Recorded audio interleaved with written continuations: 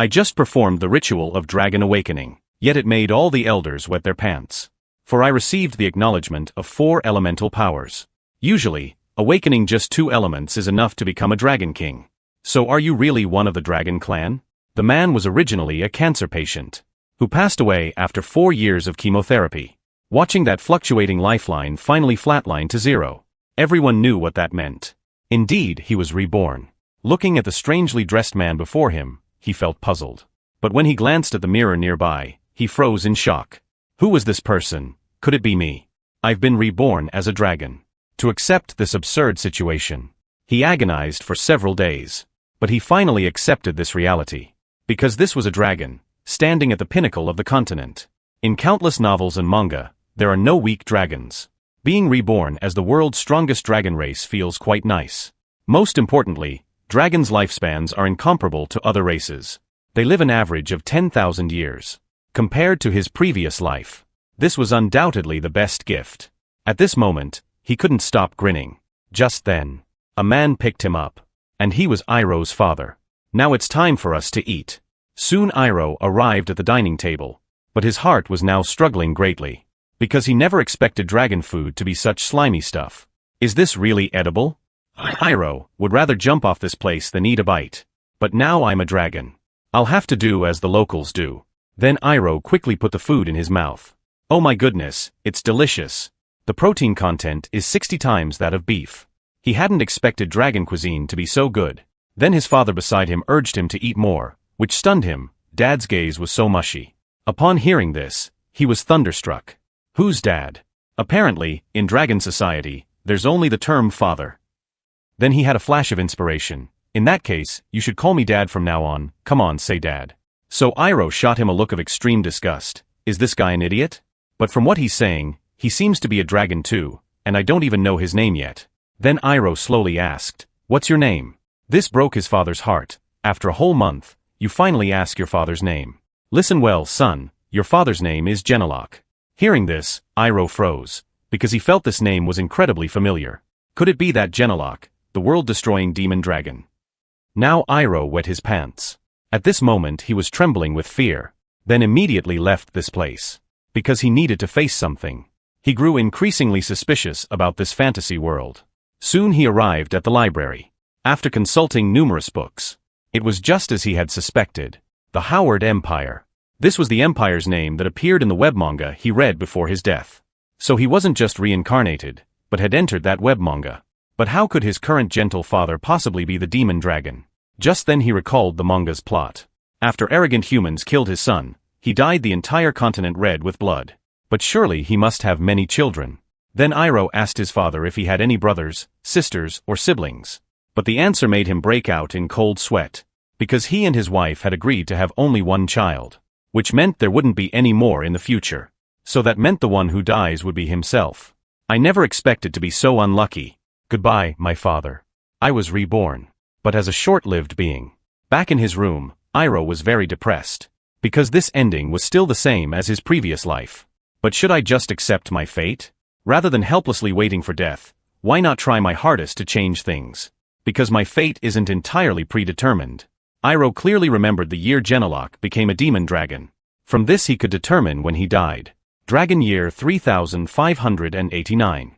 And now it's year 3090. So it's between his 498th and 499th year. If I can just survive past this time period, wouldn't I be able to change the plot? Then I can live on as a powerful dragon. Ha ha ha. Scene change. Now it's mealtime again. And Iroh's appetite shocked even his father. Dragon cuisine is really good. I can't mistreat my stomach in this life. I must be a strong eater. Meanwhile, a black beetle was quietly approaching, then landed on the food he was about to eat. Seeing this, his father instantly revealed his true form. Son, stop eating. Then swatted it away with one palm. At this Iroh was very angry. Hey, don't waste my delicious food. Only after Genlock caught the beetle did he breathe a sigh of relief. Although this insect poses no harm to adult dragons, it's extremely poisonous to young dragons. Hearing this, Iroh suddenly felt the urge to pee. So I almost died just now? At this, he realized he couldn't be careless anymore. Scene change. Iroh was leisurely reading a book in his hands. But unknown to him, danger was quietly approaching. A puppet soldier suddenly swung a giant axe at him. Just as he was about to meet his end, Father instantly appeared before him, crushing the puppet in one grip. Seems wearing enough diapers wouldn't help. Who could have imagined nearly dying twice in such a short time? Could I be cursed? And the following days confirmed his suspicion. On a clear morning, he stepped out of the castle for the first time. Just when he thought he could play happily, the sky suddenly filled with dark clouds, and at this moment he felt a sense of unease. The next instant, a bolt of lightning struck directly at him. So what the hell? But before he could recover, lightning struck him a second time. Well, now he wouldn't even need diapers anymore. But nobody would have thought. There was even a third lightning bolt. Was God really determined to take his life? And my old father could only hold my cold body and weep. Son, how could you be gone? Scene change. Now back in his room, Iroh was still shaken. Nobody could have imagined being struck by lightning 3 times in half a day. It must be the original plot forcing him to die. But there are still several hundred years until the death time. And it's supposed to be at human hands. Is it because I don't want to die now, so the plot is changing? Where are the stars? If I die now, would the demon dragon never emerge? At this moment, a pile of questions made him increasingly confused. But now it wasn't the time to think about these things. Because he needed some countermeasures, that is, ways to protect himself. Then he pushed open his father's door. That's right, Daddy. So he directly reached out asking Dad to bring out the family's life-saving equipment. Time hourglass, banshee veil, heart of steel, bring them all. But Father informed him that his level was too low to use them now, and he needed corresponding attributes too. Good son, you can learn them in a few hundred years. But Iroh brought out his charm offensive. I hate waiting, I want to learn now. Under his persistent coaxing, his old father finally agreed to his request. But before that, they needed to go somewhere first. Dragon children must visit the elders to understand their attributes for the first time. Hearing this, Iroh was stunned. But regardless, he could finally practice magic. If nothing else, calling him Daddy really worked. And he was now curious where the dragon elders were. Genelok smiled. Silly child, of course they're in the sky. The next instant, his old father transformed into a handsome blue dragon. Seeing this, Iroh's eyes lit up. Will I be this handsome in the future? Then he nervously climbed onto his old father's hand. Genelok instantly transported them into the sky. Unexpectedly, they flew for half a day and still hadn't reached the top. As Genelok passed through the cloud layer, we arrived in outer space. So the dragon elders are all in outer space.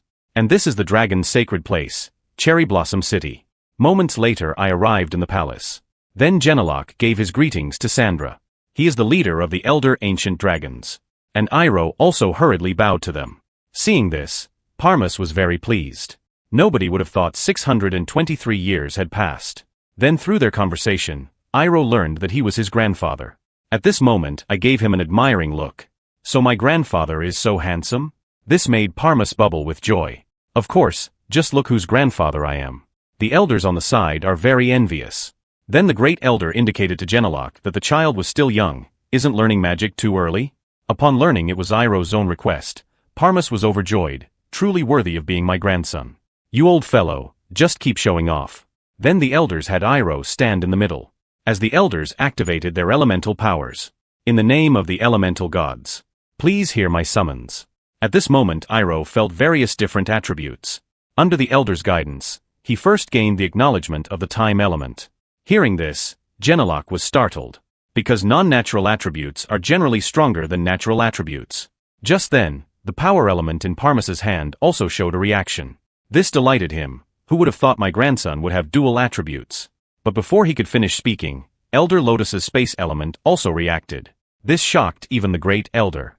Because only the Super Dragon King Kaithus and Dark Dragon King Rothbelia possessed 3 elements.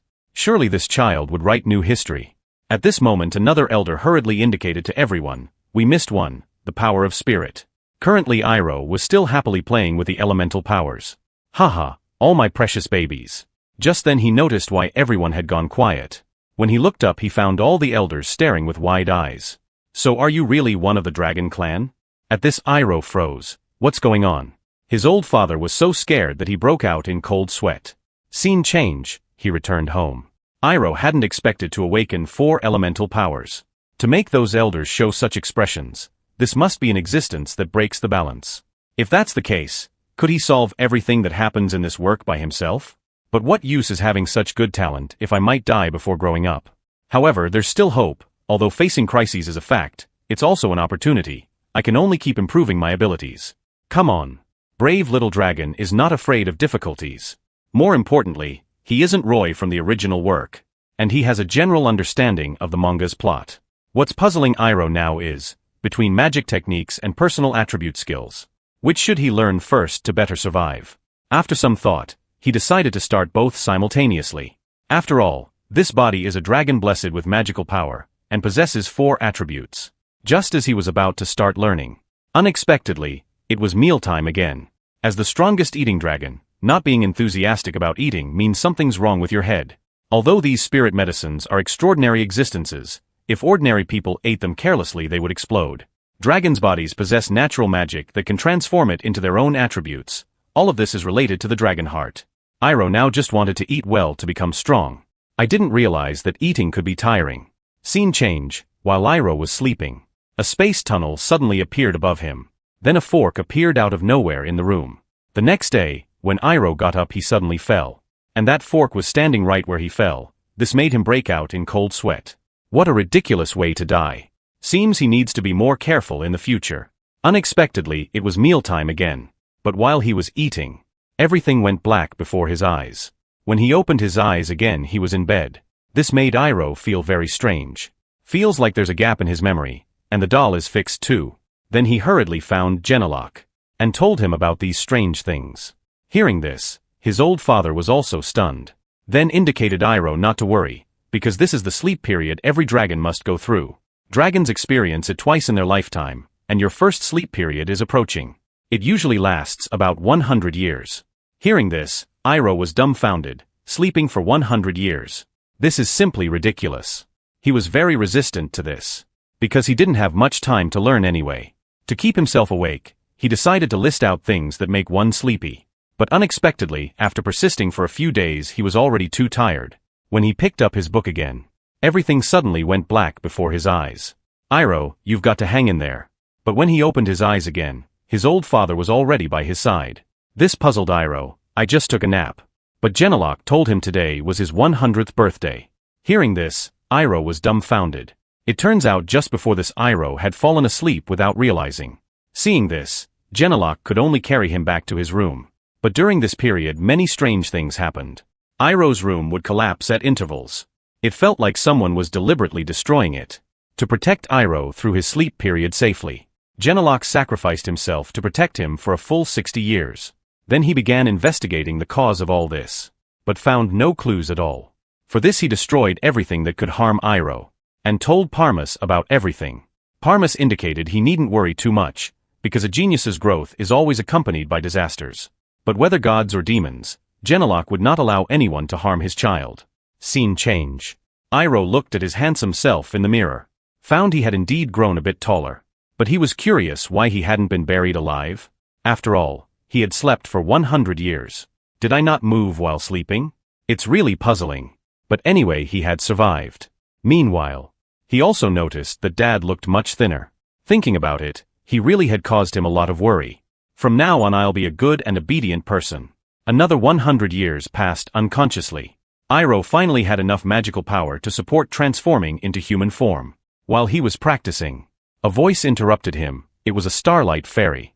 It turns out when Iroh's sleep period ended, Genelok had given him a gift.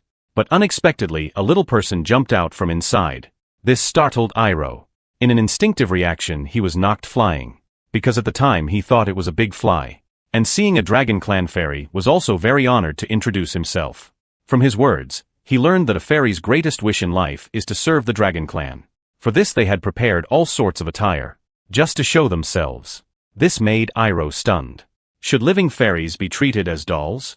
He was very resistant to this, and asked Genelok to send him back. But unexpectedly Finn grabbed his tail tightly begging to let him stay. No choice, so Iroh could only keep him temporarily. Though their abilities are quite good. Space magic can store anything, letting Iroh fill his stomach anytime, anywhere. This feels not bad. Meanwhile the sky suddenly filled with dark clouds. Iroh hadn't expected it to come again, but he felt no fear at all. because he has this stone that can absorb the thunder element, and he could also convert it into intermediate element stones. Now he's obtained a medium grade one. Just as Iroh was taking it off, unexpectedly, the heavens had another trick up their sleeve. But fortunately, Iroh had also trained in magic. It turned out that to avoid injury, he only focused on spatial attributes. So his other attributes were just average. But regardless, this also gave him hope for survival. The scene shifts to him discovering his father seems to have some significant thoughts. It turns out Elder Kurdak is retiring this time. This made Iroh very puzzled. Why was his dad going to Silver Flower City? Genelok scratched his head, saying he might go to take over his position. At this, Iroh gave a thumbs up. My dad is really capable. In the past years, it wasn't just Iroh who had grown through constant training. Genelok had reached a realm that dragons couldn't surpass. Only someone of this caliber could be called the final boss. Under the enhancement of both evil and magical elements, he ultimately became the strongest dark magic dragon. But that kind of thing won't happen this time. Meanwhile, his father seemed hesitant to speak. This left Iroh puzzled. It turned out that after taking over the elder position, he couldn't return home. Usually, dragons with children to raise would be excluded, but unfortunately, Genelok was an outstanding candidate, and he would have to serve for 10 years. At this, Iroh was stunned. What? Just 10 years? You can go with peace of mind, it'll pass in a blink of an eye. I thought it would take hundreds of years. Now it's just 10 years. At this, his father was heartbroken. My son doesn't want me anymore. You're not expecting me to cry and cling to you, are you? His father laughed. Haha, how embarrassing, how could I? Won't you try to keep me here at all? Seeing this, Iroh sighed softly. I'm not a child anymore. The scene shifts. His father was about to leave for Silver Flower City, so he kept reminding him to eat well and rest. But Iroh couldn't take it anymore because he had been saying the same thing for an hour. He would be late if he didn't leave soon. Then his father took out a small package. It was a communication crystal. Iroh just needed to infuse magic power to talk with him. Seeing this, Iroh's eyes lit up. This sounded like a nice treasure. Then I should be able to contact Silver Flower City too. Hearing this, his father was immediately dumbfounded. Hee, I suppose that might work. Iroh was speechless. A moment later, Genelok slowly flapped his wings. And while in the air, he still reminded Iroh. Good son, remember to miss your father. Iroh sighed softly, thinking his father was acting like a fool. It turns out Iroh had learned from others that during his hibernation period, Genelok had protected him in his room for a full 60 years. He knew his father loved him dearly, so he wanted to quickly become stronger. But now did this mean he would be alone from now on? He felt quite happy about this. But things weren't actually that simple, because he received 2 troublemakers here, and poor Finn was caught in the middle, being fought over by the 2 of them. Finally, Iroh had to step in to rescue her. They were actually twin siblings, but they always fought whenever they met. The sister was named Connie, and the brother was named Shauna. Their father had also been chosen to take over an elder position. Iroh felt quite helpless about this. They were neighbors from the next mountain, but the siblings were also chatterboxes. Genelok was worried Iroh would be lonely, so he had brought them over. Though they were quite cute. Yes, cute to death, that kind of cute. This wasn't companionship, it was clearly sending over a pair of Azuras. Before Iroh could finish one sentence, they had already fired off 10. Anyway, we came to play because we were worried Iroh would be lonely, you're so mean. Then Shauna took out the toys he brought along. Seeing this, Iroh was stunned. These weren't toys, they were clearly treasures. He immediately snatched them away, and curiously asked, are these really your toys? It turned out they had taken them from the warehouse. Iroh was very suspicious. Did you really get Uncle Kalos's permission? And their expressions had already betrayed them. You figured it out, haven't you? Iroh looked at the magic sword in his hand. The spatial power on it was several times stronger than his. And there was a magic array on it, seemingly due to problems with the magic circuit. Although Finn also knew spatial magic, she was helpless in this case. Because the formation was several levels higher than her magic. Judging from the level, there seemed to be a large space inside. Hearing this, Iroh burst out laughing. There must be incredible treasures inside. The scene shifts. After an afternoon of repairs, the sword's formation was finally fixed. The siblings were also very excited. As Iroh infused magic power, a transfer space suddenly appeared, and the entrance kept getting bigger. The next instant they all entered the space. Unexpectedly, the magic sword was connected to this cave. But just then, the sword's gem emitted a thunderous sound. Then it shattered. Seeing this, all 3 were dumbfounded. It's over, Shauna burst into tears. Iroh broke my magic sword. Dad will beat me when he finds out. Then Iroh asked Connie if she knew how to use this sword. But she didn't know how to use it either, only knowing it belonged to her great-grandmother. No choice, now that the gem was broken. So he could only look for another way out. A moment later, they quickly reached the end of the cave. But unexpectedly they were blocked by an ice wall. But this was no challenge for him. As Iroh gathered magical power, the cave entrance was blasted open in an instant. But they were stunned by the sight before them. It turned out to be a huge ice mountain. And ice mountains only existed in the easternmost region of the continent. In other words, they had arrived at a place thousands of miles away from dragon territory. Because in this world setting, there were 4 continents aligned side by side. Each continent maintained the same climate year-round. Spring continent had mild weather all year, summer continent had a tropical climate with blazing sun, autumn continent had cool weather, and finally winter continent with its harsh, bitterly cold climate. The dragons lived in the mountains of spring continent. Iroh became more certain of their current location. Well, this is great, we can't go back now. Brave little dragons shouldn't fear difficulties. But Iroh's heart was still in chaos. While the 2 behind him were still chattering away, completely unaware of the severity of the situation. Even flying wouldn't work here, because the fog would block a dragon's vision. Now just breathing was enough to make one gasp for air. Wait, what would happen if Dad found out I was missing? He'd probably search the whole world for me, then turn into a magic dragon. Iroh guessed that would be exactly what Genelok would do given his personality. Just then, he remembered the communication crystal in his pocket. But no matter how much he called out, there was no response. Oh my god, it seems the distance is too far. Then Iroh asked the fairy if they could just cross the Eastern Strait directly. Hearing this, Finn firmly rejected his proposal. Because the waters between these 2 continents had been contaminated by magic. Powerful magical beasts lurked inside. Even adult dragons could only stay away from it. And Iroh was also curious how long it would take to get back across the continent. After Finn's calculations, it would take about 10 years. Iroh thought for a moment, maybe they could make it home before his father returned. Then he explained the situation to the siblings. We must get back within 10 years, but we can't fly. Because if humans discover us we might get captured, so we can only walk for 10 years to get home. Shauna was very confused about this. What will happen if we don't get back in 10 years? Iroh suddenly became serious. If your dads return and don't see you, they'll turn the continent into a sea of fire. Hearing this, the 2 were stunned. That's not such a big deal. Iroh realized these guys were dragons, so he needed to change his approach. If you don't get back in time you'll receive severe punishment. Maybe Uncle Kalos won't buy any snacks or toys for 100 years. Hearing this, the 2 began to panic. Obviously their snacks and toys were more important than the continent's peace. Then Iroh signaled that he would be the team captain from now on. But unexpectedly, the 2 fought over wanting to be captain. Being captain requires sufficient talent. But they rejected his proposal on the grounds that Iroh was younger than them. In reality, Iroh was only 1 month younger than them. Converting to human time, he was just 1 hour later. The 3 dragons started fighting over the captain position. This left the fairy stunned. It seemed 10 years might not be enough. After peaceful discussion, finally, Iroh became captain, Finn became counselor, Connie became vice-captain, and Shauna became vice-vice-captain. The Barebones squad was thus established.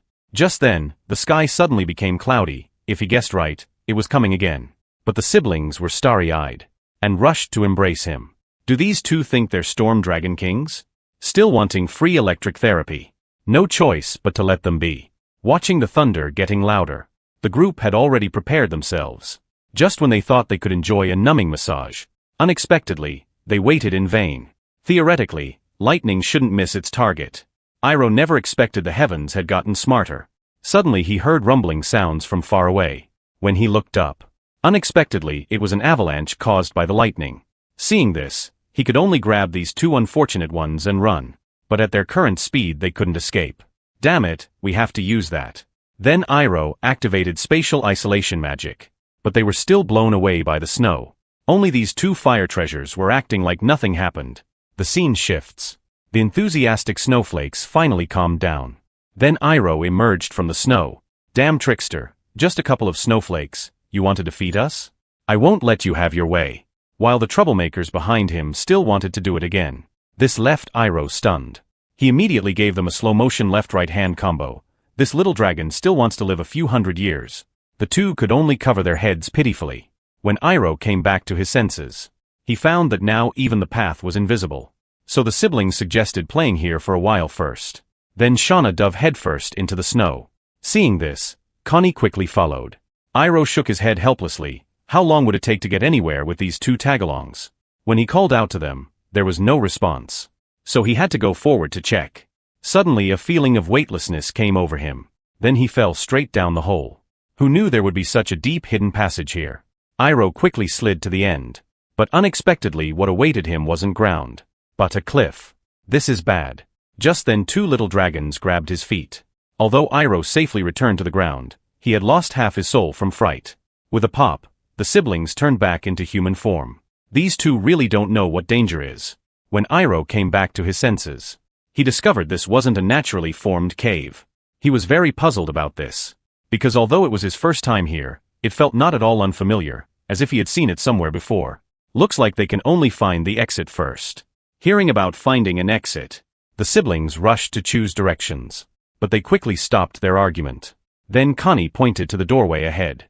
When Iroh looked in that direction, unexpectedly there was a group of armor-clad soldiers inside. When the soldiers saw the intruders, they suddenly came alive. This is bad. Is it still possible to pray to the heavens now? Seeing this, Shauna was very confused. Are these the humans mentioned in books? Connie was surprised that humans' eyes could emit red light. Just then, Iroh seemed to realize something. Could these be ice warriors? In the story before the original work began, according to legend, the hero King Galen Marcia who saved the world from crisis.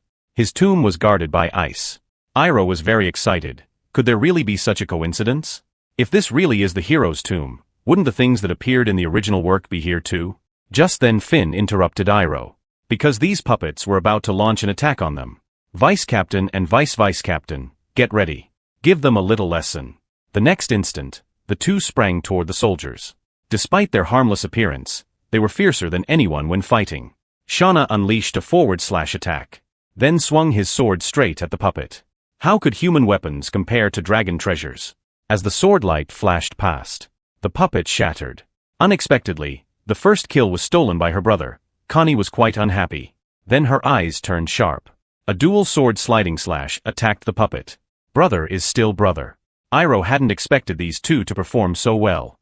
It seems they weren't as idle as they appeared, because these puppets had strength equivalent to level 2 warriors. Watching the endless stream of puppets, Iroh decided to speed up the cleanup. The next instant, a time magic was released from his hand, and wrapped around all the puppets' giant axes. After being restricted by time magic, the puppets couldn't swing their axes at all. The two knew Iroh had stepped in. Shauna understood Iroh's meaning, and immediately picked up speed. Who knows whose subordinates these were? To be so fierce. In just the blink of an eye, only one puppet remained. This left the puppet dumbfounded. Don't we care about face anymore? As the sword light flashed past, it was time to end this. Looking at the wreckage scattered on the ground, but the two felt they hadn't played enough. Seeing this, Iroh indicated they shouldn't worry, because he would take them to an even better place to play next. Hearing this, the siblings immediately became interested. The scene shifts. Iroh was leisurely enjoying dessert. Their performance had even stunned the fairy. Were these guys really children? While Iroh behind them was responsible for giving warnings, whether it was sudden incoming cases, or giant axes falling from above, even giant stones rolling down the corridor. Iroh predicted them all precisely. This again refreshed Finn's understanding of dragons. Indeed, one couldn't judge a dragon's strength by age. And she was also very curious about where they were now. When she learned from Iroh's mouth, she was also very shocked. Is it really that hero King Galen Marcia? Iroh gave an affirmative answer. The hero king is buried here. These soldier puppets are proof. Just by clearing this place, they would get unexpected benefits. This was a place set up in the original work to train the protagonist team's abilities early on. In other words, beginner rewards. These mechanisms haven't been destroyed yet, so he was certain the treasures were still here. My vice captains, prepare for the next battle. Soon they arrived at the next checkpoint. The siblings were also very curious about this strange place. Iroh had also guessed this was the final checkpoint. There were 10 Olafs here. If that's the case, then just beyond that door ahead would be the hero's tomb. Before Iroh could speak, the siblings were already prepared for battle. Indeed, they were creatures with dragon bloodline, showing no fear even facing powerful enemies. Dragons as living beings were destined to reach the peak. After getting Iroh's permission, the siblings launched their attack, while Iroh provided support from behind. Under the cooperation of the three, these Olafs had no chance to fight back. The fairy could only smile awkwardly. Anyone watching would think it was just children playing house.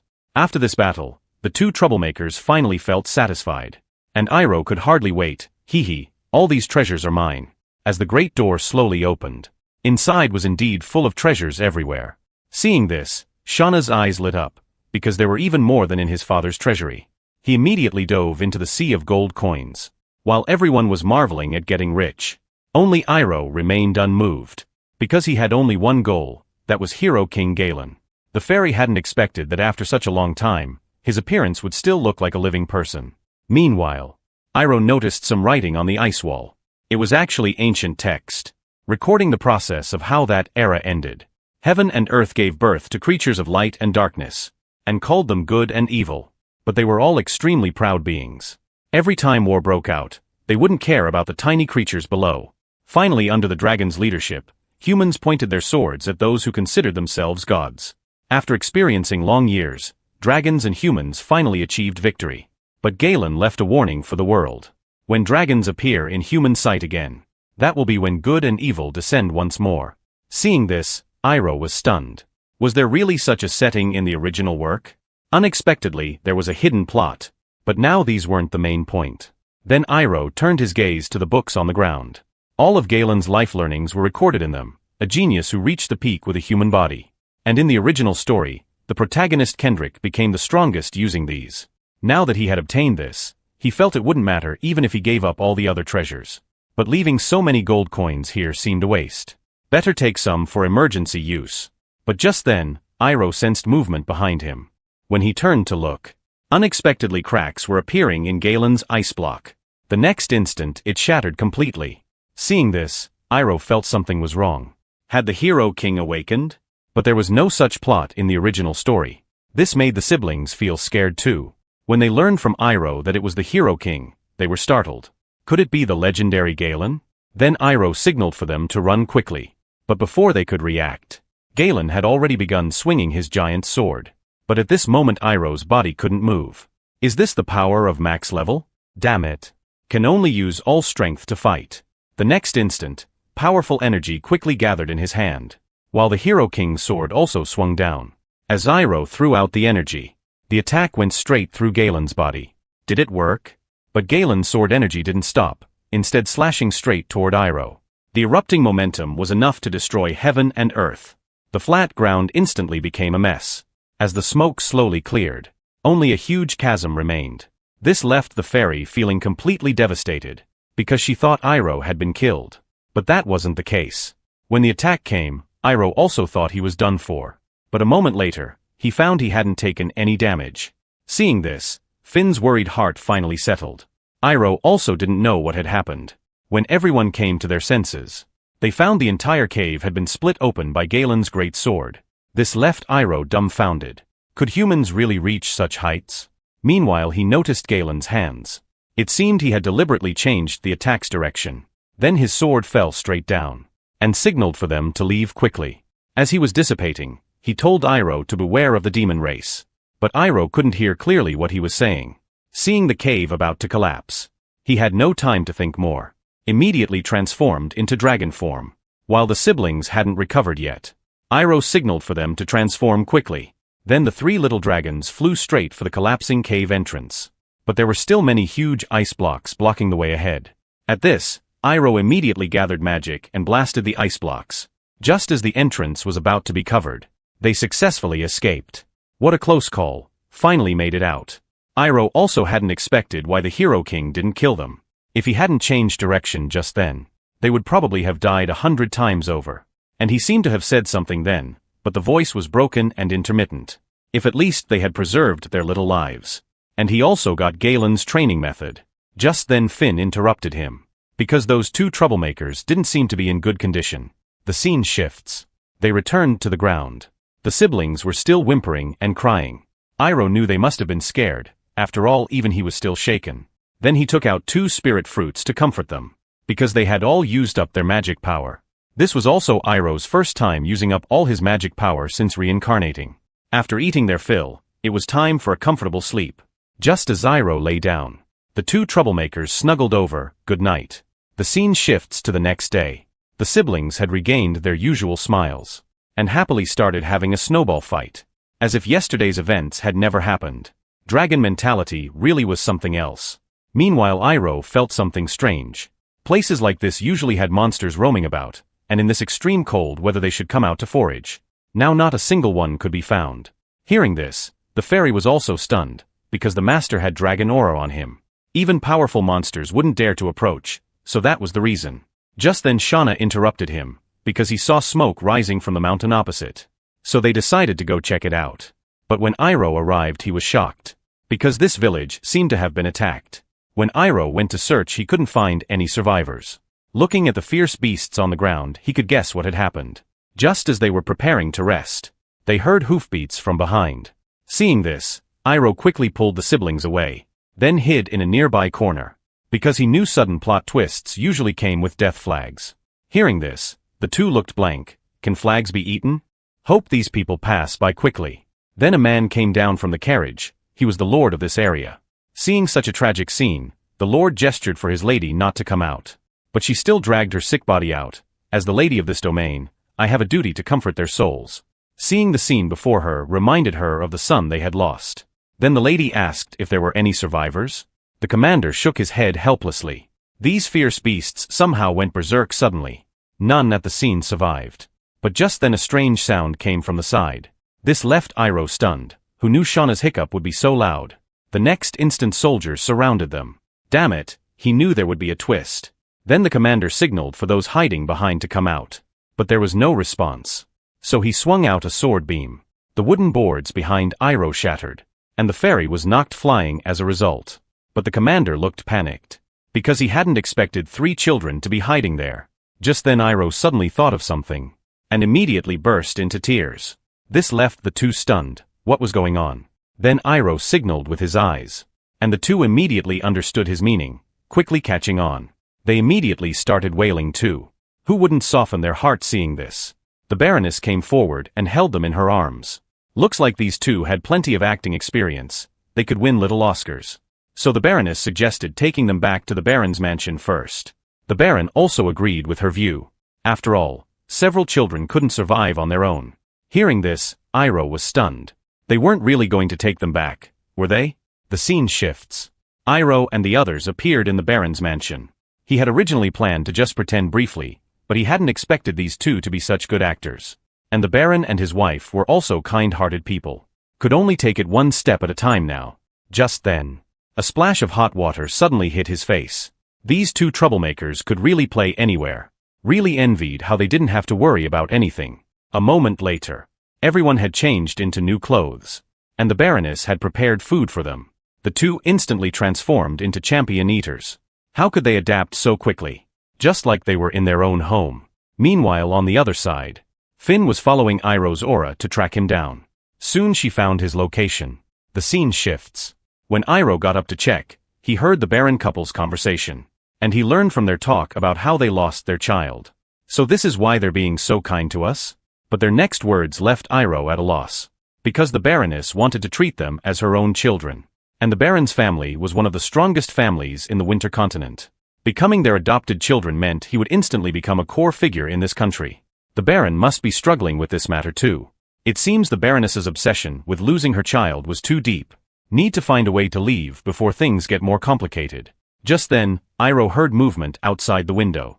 When he looked, surprisingly it was Finn. Then he explained that he had encountered some small issues on the way. But fortunately there was no real danger. Just as she indicated Iroh could leave. Iroh said he wanted to stay a few more days. Hearing this, the fairy was very puzzled. It turns out, after learning about the Baron couple's situation, Iroh wanted to help them. After all they had been so kind to them, leaving directly would feel wrong. Then the fairy quickly thought of a solution, because dragons value first encounters very much. Since Iroh and the others were their first encounter, why not give them a child? That would solve everything. Iroh scratched his head. Children aren't so easy to produce. Just then he suddenly thought of something. Giving them a child didn't mean it had to be right now. As long as they had a child the matter would be resolved. Then it was time to implement the plan. The scene shifts. The siblings found the Baroness. They were responsible for keeping the lady company and playing. They could surely handle this.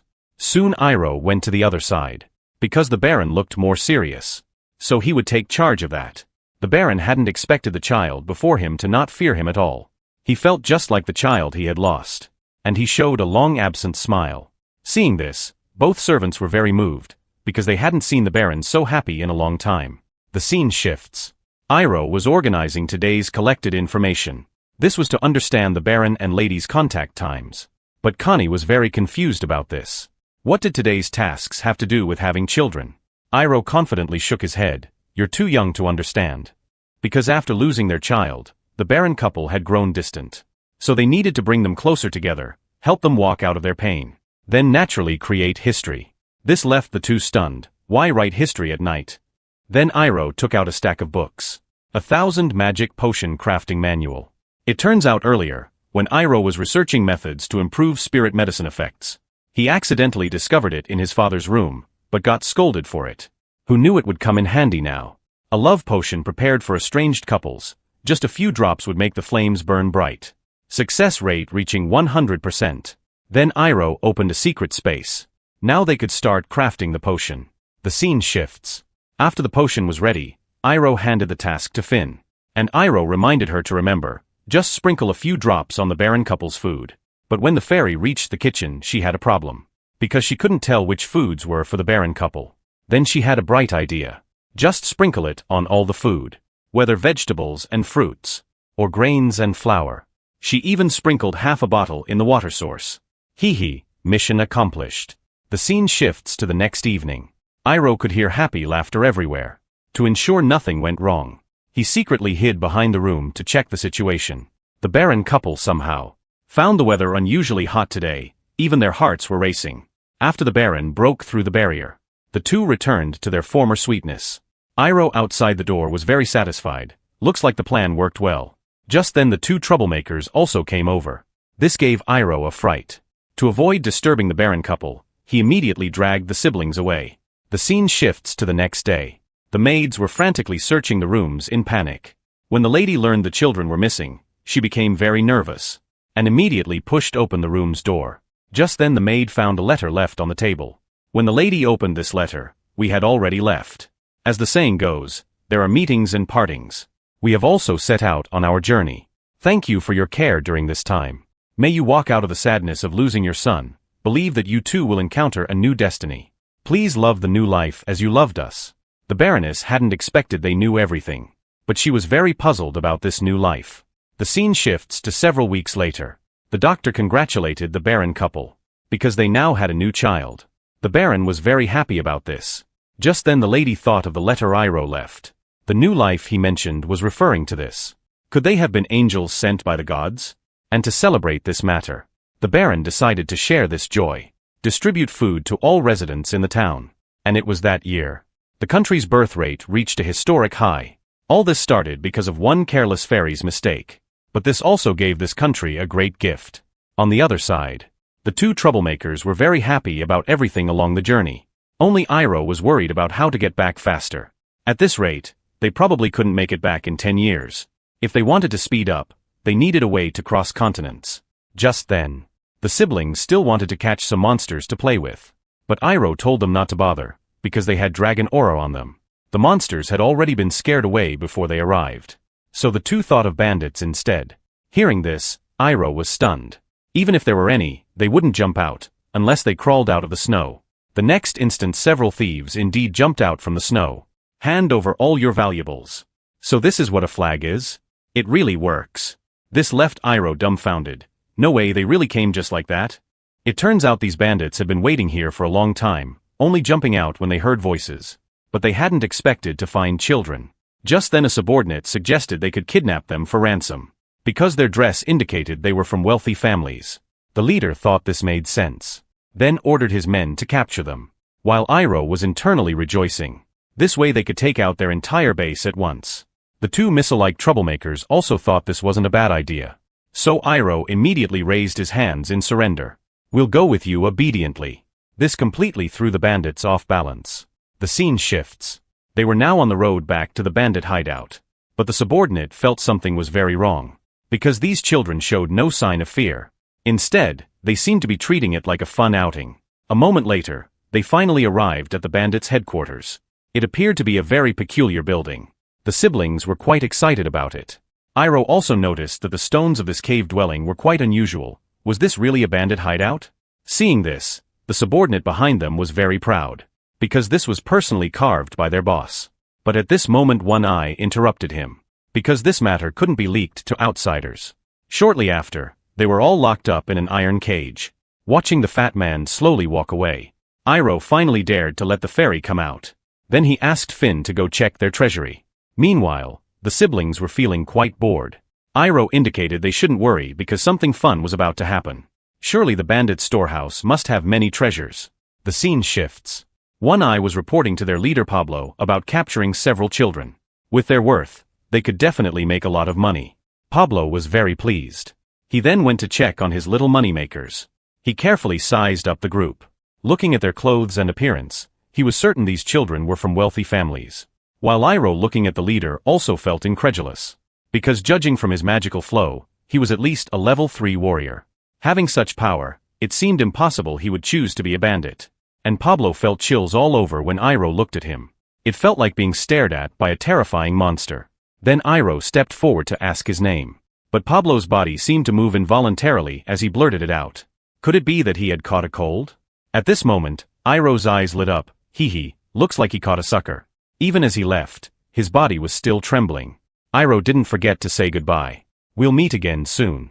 After Pablo left, the fairy had also returned from scouting. But she sighed helplessly because these bandits were dirt poor. They were lucky not to have starved to death. Hearing this, Iroh was very disappointed. Seems luck wasn't on their side this time. However, people could also be considered a kind of asset. So he decided to go meet these fellows. While Finn would stay here to watch these two troublemakers. Then Iroh slowly placed his hand on the railing. With a gentle pull, the steel bars broke. Here I come, suckers. Meanwhile, back in his room, Pablo was very confused. Why did his whole body feel uncomfortable after seeing that child? It was like facing a monster he couldn't fight against. His body trembled involuntarily. But how could the mighty Pablo be scared by a little kid? It must be because he hadn't slept well.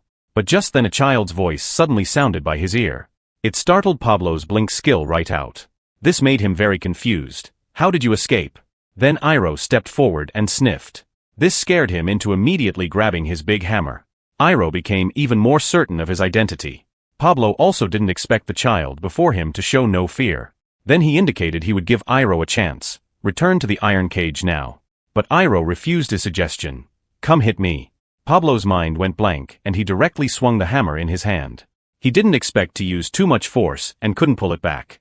Kid, you asked for this. But unexpectedly the hammer didn't harm him at all. He also didn't know why his hand unconsciously stopped. Seeing this, Iroh kept taunting. You're just big-sized, aren't you? Then Pablo swung the iron hammer again. But it always stopped at a hair's breadth away. Refusing to give up, he swung 81 times in succession. Until he completely collapsed. This made Pablo increasingly suspicious of his identity. Who exactly are you? Then Iroh became serious. You should know the answer to that question.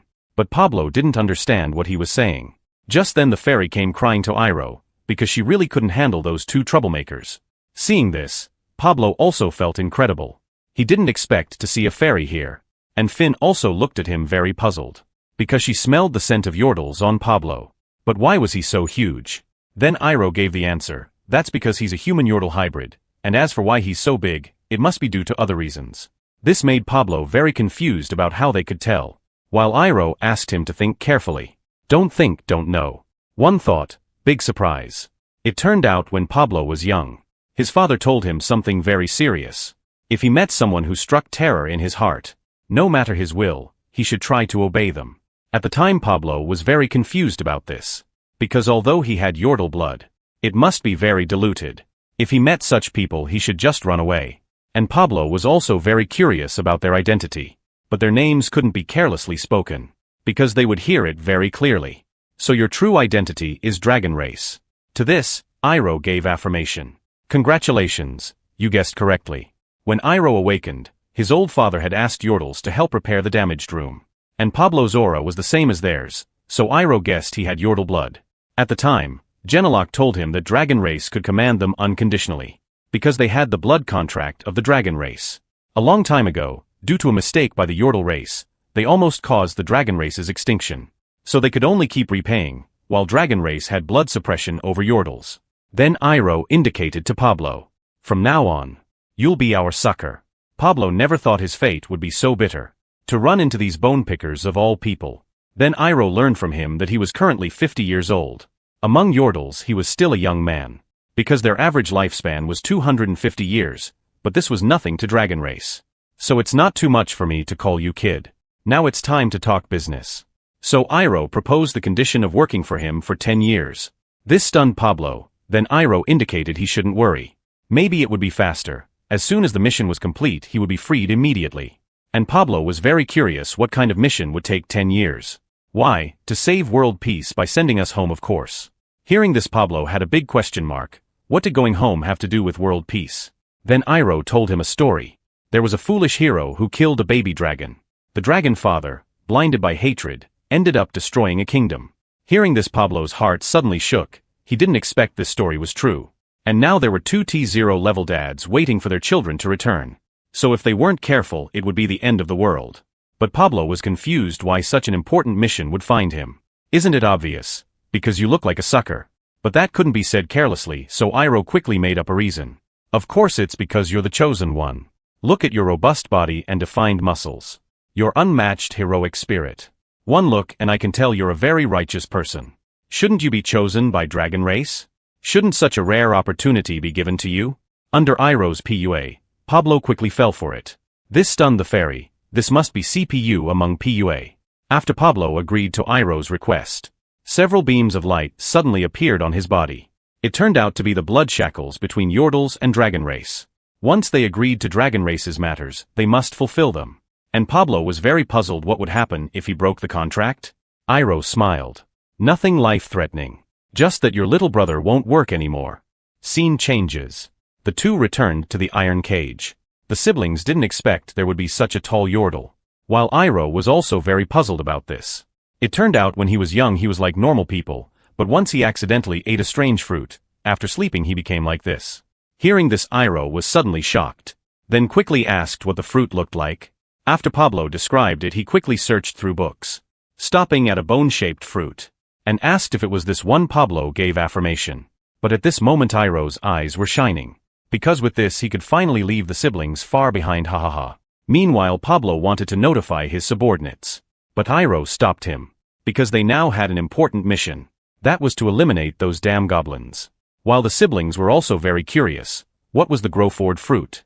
But Iroh wouldn't tell these two troublemakers. After all, this was his chance to surpass them in height. Scene changes. Several people came to where Pablo got the fruit. But this place seemed to have become the headquarters of the snow goblins. Last time Pablo came there weren't many of them, but unknowingly they reached hundreds. But Iroh didn't care at all, his attention was all on the fruit. But after searching around, he didn't see any trace of the fruit. Then Pablo told him the fruit was in the center of their headquarters. This startled Iroh. They hadn't destroyed the fruit, had they? While Pablo indicated he shouldn't worry, because the tree's location was in an underground cave, surely the stupid goblins wouldn't discover it. Hearing this, Iroh finally relaxed. My vice-captain and vice-vice-captain. Now it's time to prepare for battle. This startled Pablo, because they hadn't made any battle plans. Seeing this, the fairy indicated he shouldn't worry. They were dragons at the top of the food chain. Although they were in child form, their real age was already 200 years old. And other races would feel an inexplicable fear when seeing them. Just watch as the three charged straight towards the goblin headquarters. When the goblins looked back, they didn't expect it was just 3 children, but somehow their aura was so powerful. The goblins were also scared stiff. Now it was too late for them to escape. Shauna killed the guards at the entrance with just one strike. While Connie also didn't want to fall behind. She went straight to kill other goblins. The remaining goblins were scared and fled frantically. This stunned Pablo. He knew dragon race was powerful, but snow goblins weren't pushovers either. Hearing this, the fairy gave him an example. Even if their goblin leader was very powerful, in front of top predators, he would also involuntarily tremble in fear. And Pablo's inner fear was probably for this reason. Just facing them would lose all will and fall into despair. This was a dragon's presence. But this was just the beginning, because they still had second awakening, After going through the second sleep period, just their presence could scare half the goblins to death. Meanwhile, the bandit's one-eyed subordinate rushed over. To avoid exposing identity, the fairy could only hide first. He was attracted by the goblin's screams. When he looked towards the goblin headquarters, he found half was already destroyed. This stunned him. What kind of being would have such destructive power? Pablo pointed in a direction. Unexpectedly, it was the children they captured. And at this moment Iroh and others were having fun. Those goblins were like children playing house to them. While the siblings also brought out their combo skills. Tornado destroys parking lot.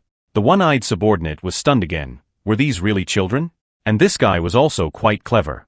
Must be our boss's unique insight, so he let them help hunt goblins. This confused Pablo completely. Seeing this, the fairy let Pablo follow his command. Then Pablo suddenly became serious, of course.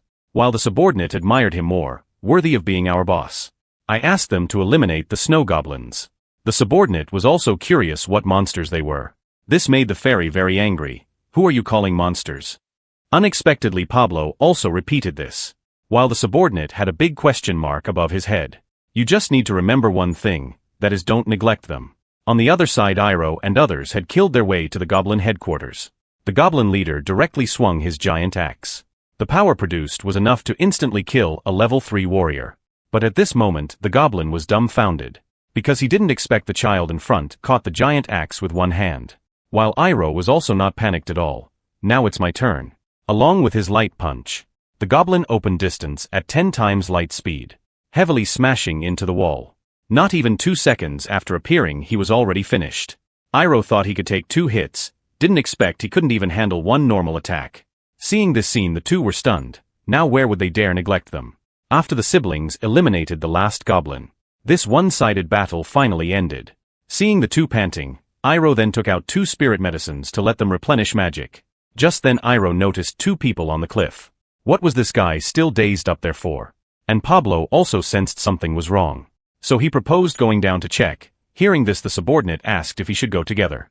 But next second he hesitated. Better let boss go alone. Scene changes to Pablo coming before Iroh with a friendly face. While he was still puzzled at this moment. Seeing this, Iroh could only kindly remind him, "Where's my grow-forward fruit?" Then Pablo came to several huge rocks. And the small cave entrance before them was where he discovered the fruit years ago. So Pablo bent down to check. Just watch him hesitate for a moment. Then plunge head first into the rock crevice. This stunned Iroh. In this situation, do you still need to try? Just wait here. While Iroh went forward alone, taking him through the narrow cave entrance. The light ahead caught his attention. Yes, he finally found the location of Growford. And this glowing tree was the fruit tree. Meanwhile, Iroh also saw the fruits on the tree. Then he charged towards the fruits with shining eyes. But next instant he stopped his steps. Because he found the fruits weren't even half the size on the tree. Which meant he came too early now. If eaten now there would be no effect. The potency would also decrease. This made Iroh speechless. Because the fruits would probably take about 200 years to mature. Scene changes to Iroh crawling out of the hole. But he saw Iroh return empty-handed. Then he learned from Iroh that the fruits hadn't matured yet. But what if they were stolen? Hearing this, Iroh instantly turned dark. If anyone has that courage, then let them try. It turned out Iroh left a defensive magic spell there. And also erected a sign with warnings. And next he still had one thing to do. That was to borrow Pablo's subordinates. Because although he set traps inside, he felt they still needed to add some manpower. A moment later, Iroh returned to the stronghold. And the bandits were quickly gathered together. But were these people really bandits? Who knows where these misfits came from? But Iroh had ways to make them change. And at this moment, the bandits didn't know why they were gathered. Only One Eye was panicking inside. He wouldn't want us to kill monsters, right? Then a thunderous voice echoed through the valley.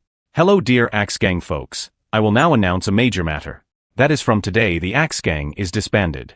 Hearing this, the bandits discussed among themselves below. While One Eye directly ran to ask Pablo, was this really boss's intention? To make them submit. Iroh sent out the friendly, kind, benevolent, and good-intentioned twin combination.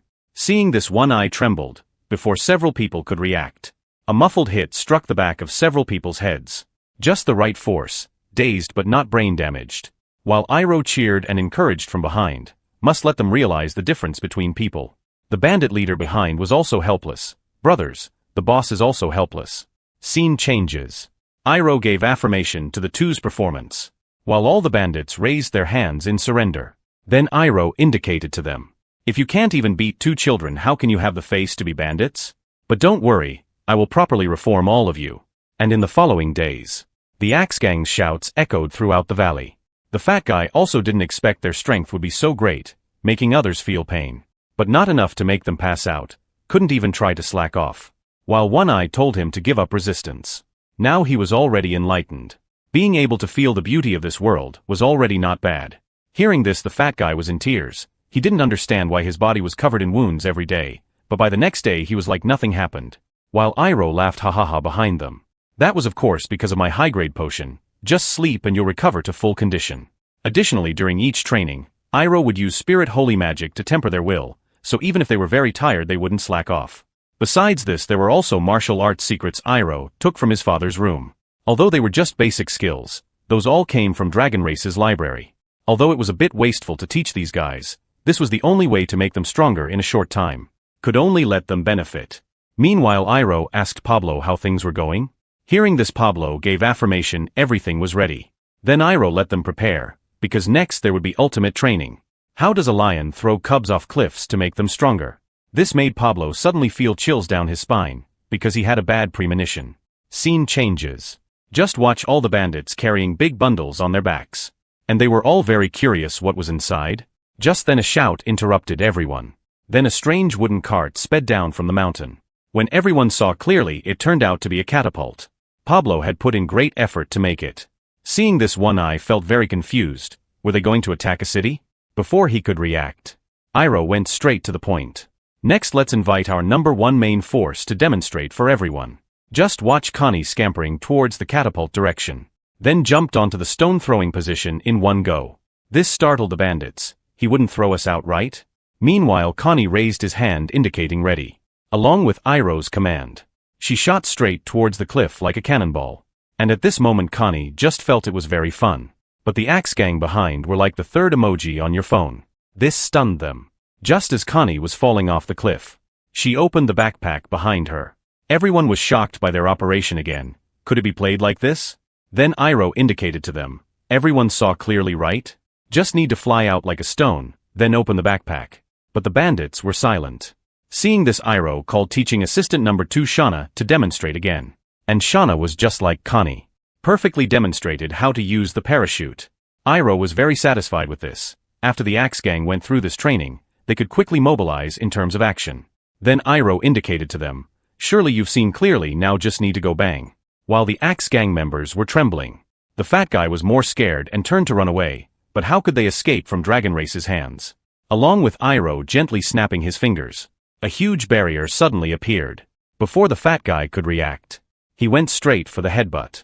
Iroh indicated they shouldn't be nervous, it was just a small training. But the bandits obviously didn't believe what he said. After all, those 2 children weren't ordinary people. Seeing this, Iroh looked towards Pablo behind him. "If a normal person demonstrates for you, will you accept?" Hearing this, Pablo quickly waved in refusal. "Big brother, please no." Then Iroh indicated to the Axe Gang behind to come help. Next instant, a crowd of subordinates swarmed over. It turned out they were already very unhappy with their boss. After all, during the devil training, only he was leisurely behind. They had agreed to share hardships. Boss wouldn't go back on his word, right? And so Pablo was mounted on the catapult by his subordinates. With their command, Pablo went up to the sky. Seeing this, Iroh was also very satisfied, because although Pablo was bigger, he still completed it quite excellently. Then Iroh turned his gaze towards everyone. "Now it's your turn." While the bandits were tearful, because they had no more excuses. What followed were screams echoing through the valley. Scene changes to a month later. At this moment, Iroh was very worried. If powerful enemies broke in, they would probably loot all the fruits. So they must learn some advanced skills. But Iroh's current advanced skills were only from last time. And even he couldn't comprehend the contents of this book, let alone those bandits. Just as Iroh was troubled where to find skill books, the siblings curiously looked at Iroh. Then they also noticed the books on Iroh's desk. And for them, memorizing books was a very interesting game, because they often memorized books in their father's study. Hearing this, Iroh suddenly had an idea. Then Connie confidently indicated she could memorize 5 books, while Shauna beside wasn't happy. "Let's see you sweat. Sister, I can memorize 10 books. Surely these 2 must have high-level secret techniques. Next would be killing 2 birds with 1 stone. Then Iroh let the 2 calm down. Since you want to know who can memorize more, just need a simple competition. And the siblings also thought this was a good idea. When the 2 sat down, they started the invincible wind and fire wheels. Only Iroh behind was laughing ha ha ha. In no time, a voice of completion came. Just watch the 2 holding a thick stack of papers. This stunned Iroh. These 2 wouldn't have written carelessly just to complete the competition, right? Who could write so fast? And next instant he suddenly froze. Then Iroh read through all the content. Unexpectedly, the 2 wrote 11 books. And they were all complete books. While the siblings beside only cared who won. Before Iroh could announce, the 2 were already fighting. For this he could only declare a tie. While neither would give in to the other. A tie wasn't fun.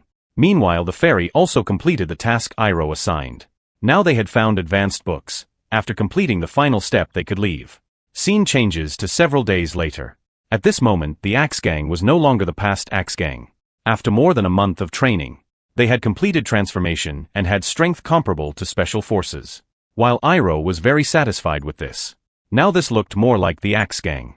Then Iroh congratulated everyone. Because each of them persevered. And now Iroh would tell them why they trained.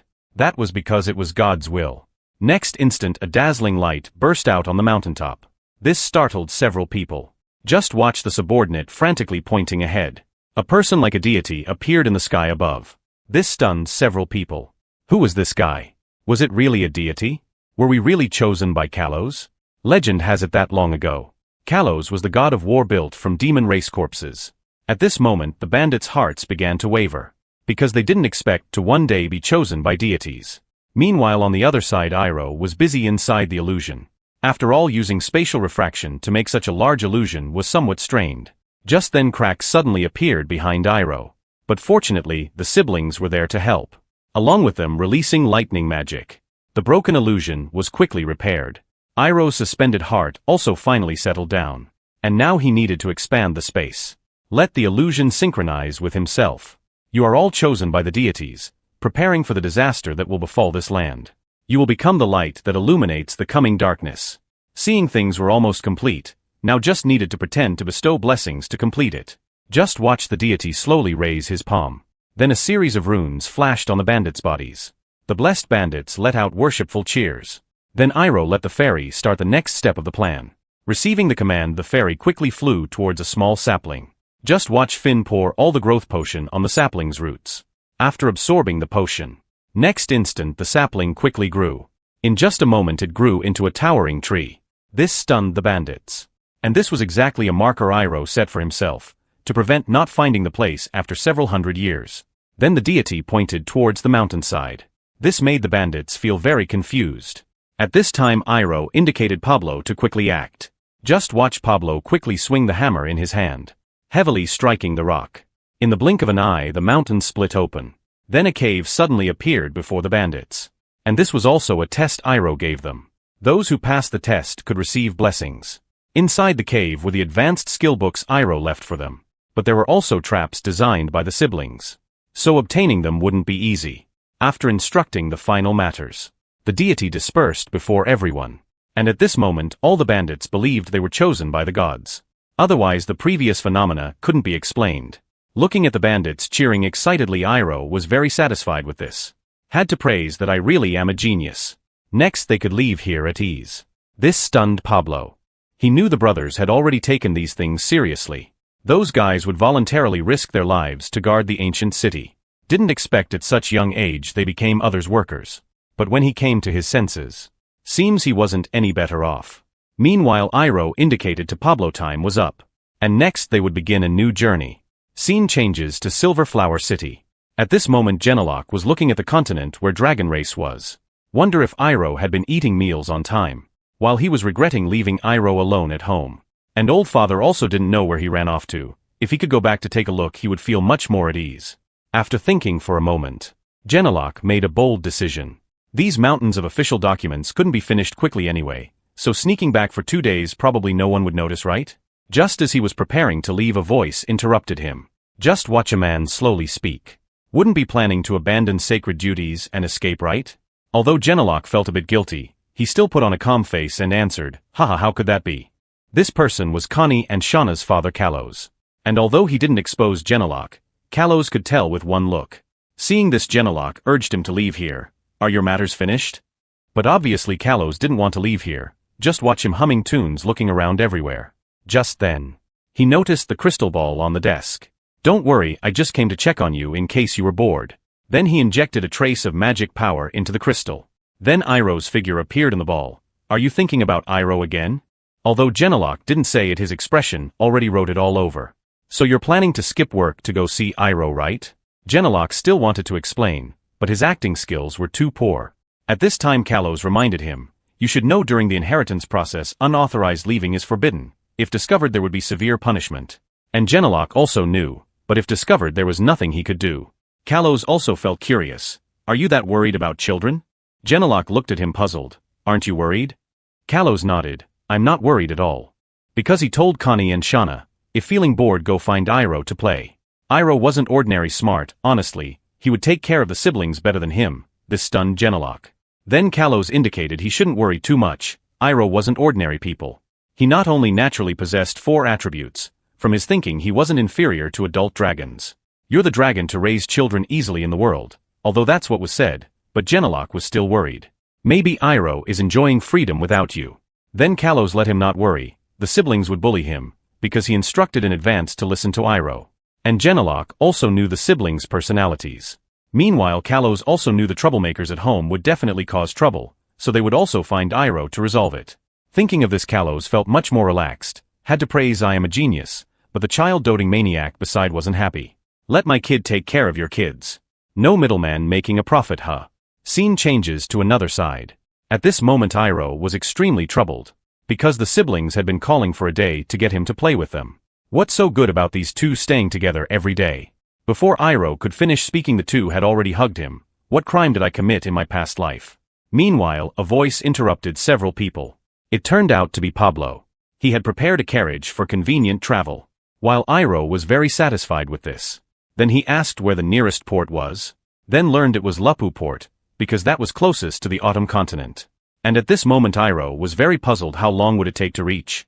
After Pablo's calculation fastest would take half a year, but because winter continent had blizzards, perhaps actions would be hindered, so estimated it would take about a year to reach the port. Didn't expect the estimated time would be even longer than Iroh thought, and carriages moved very slowly in snow. If they could find a faster means of transportation, perhaps they could quickly pass through the winter continent. Just then, Pablo raised a question that had been bothering him. Couldn't they contact other dragons? If there were any familiar dragons on this continent, perhaps they could help you get home faster. This sparked a realization in Iroh. Why hadn't he thought of that? There must be dragons living in hiding on the winter continent. But the current problem was that he didn't know any dragons here. And he didn't know where to find them. He immediately asked the elf about it. But she didn't know any dragons here either. And the two troublemakers were also very certain they didn't know any. With help from other dragons, they could greatly reduce their journey home. Perhaps searching for dragons would be a good plan.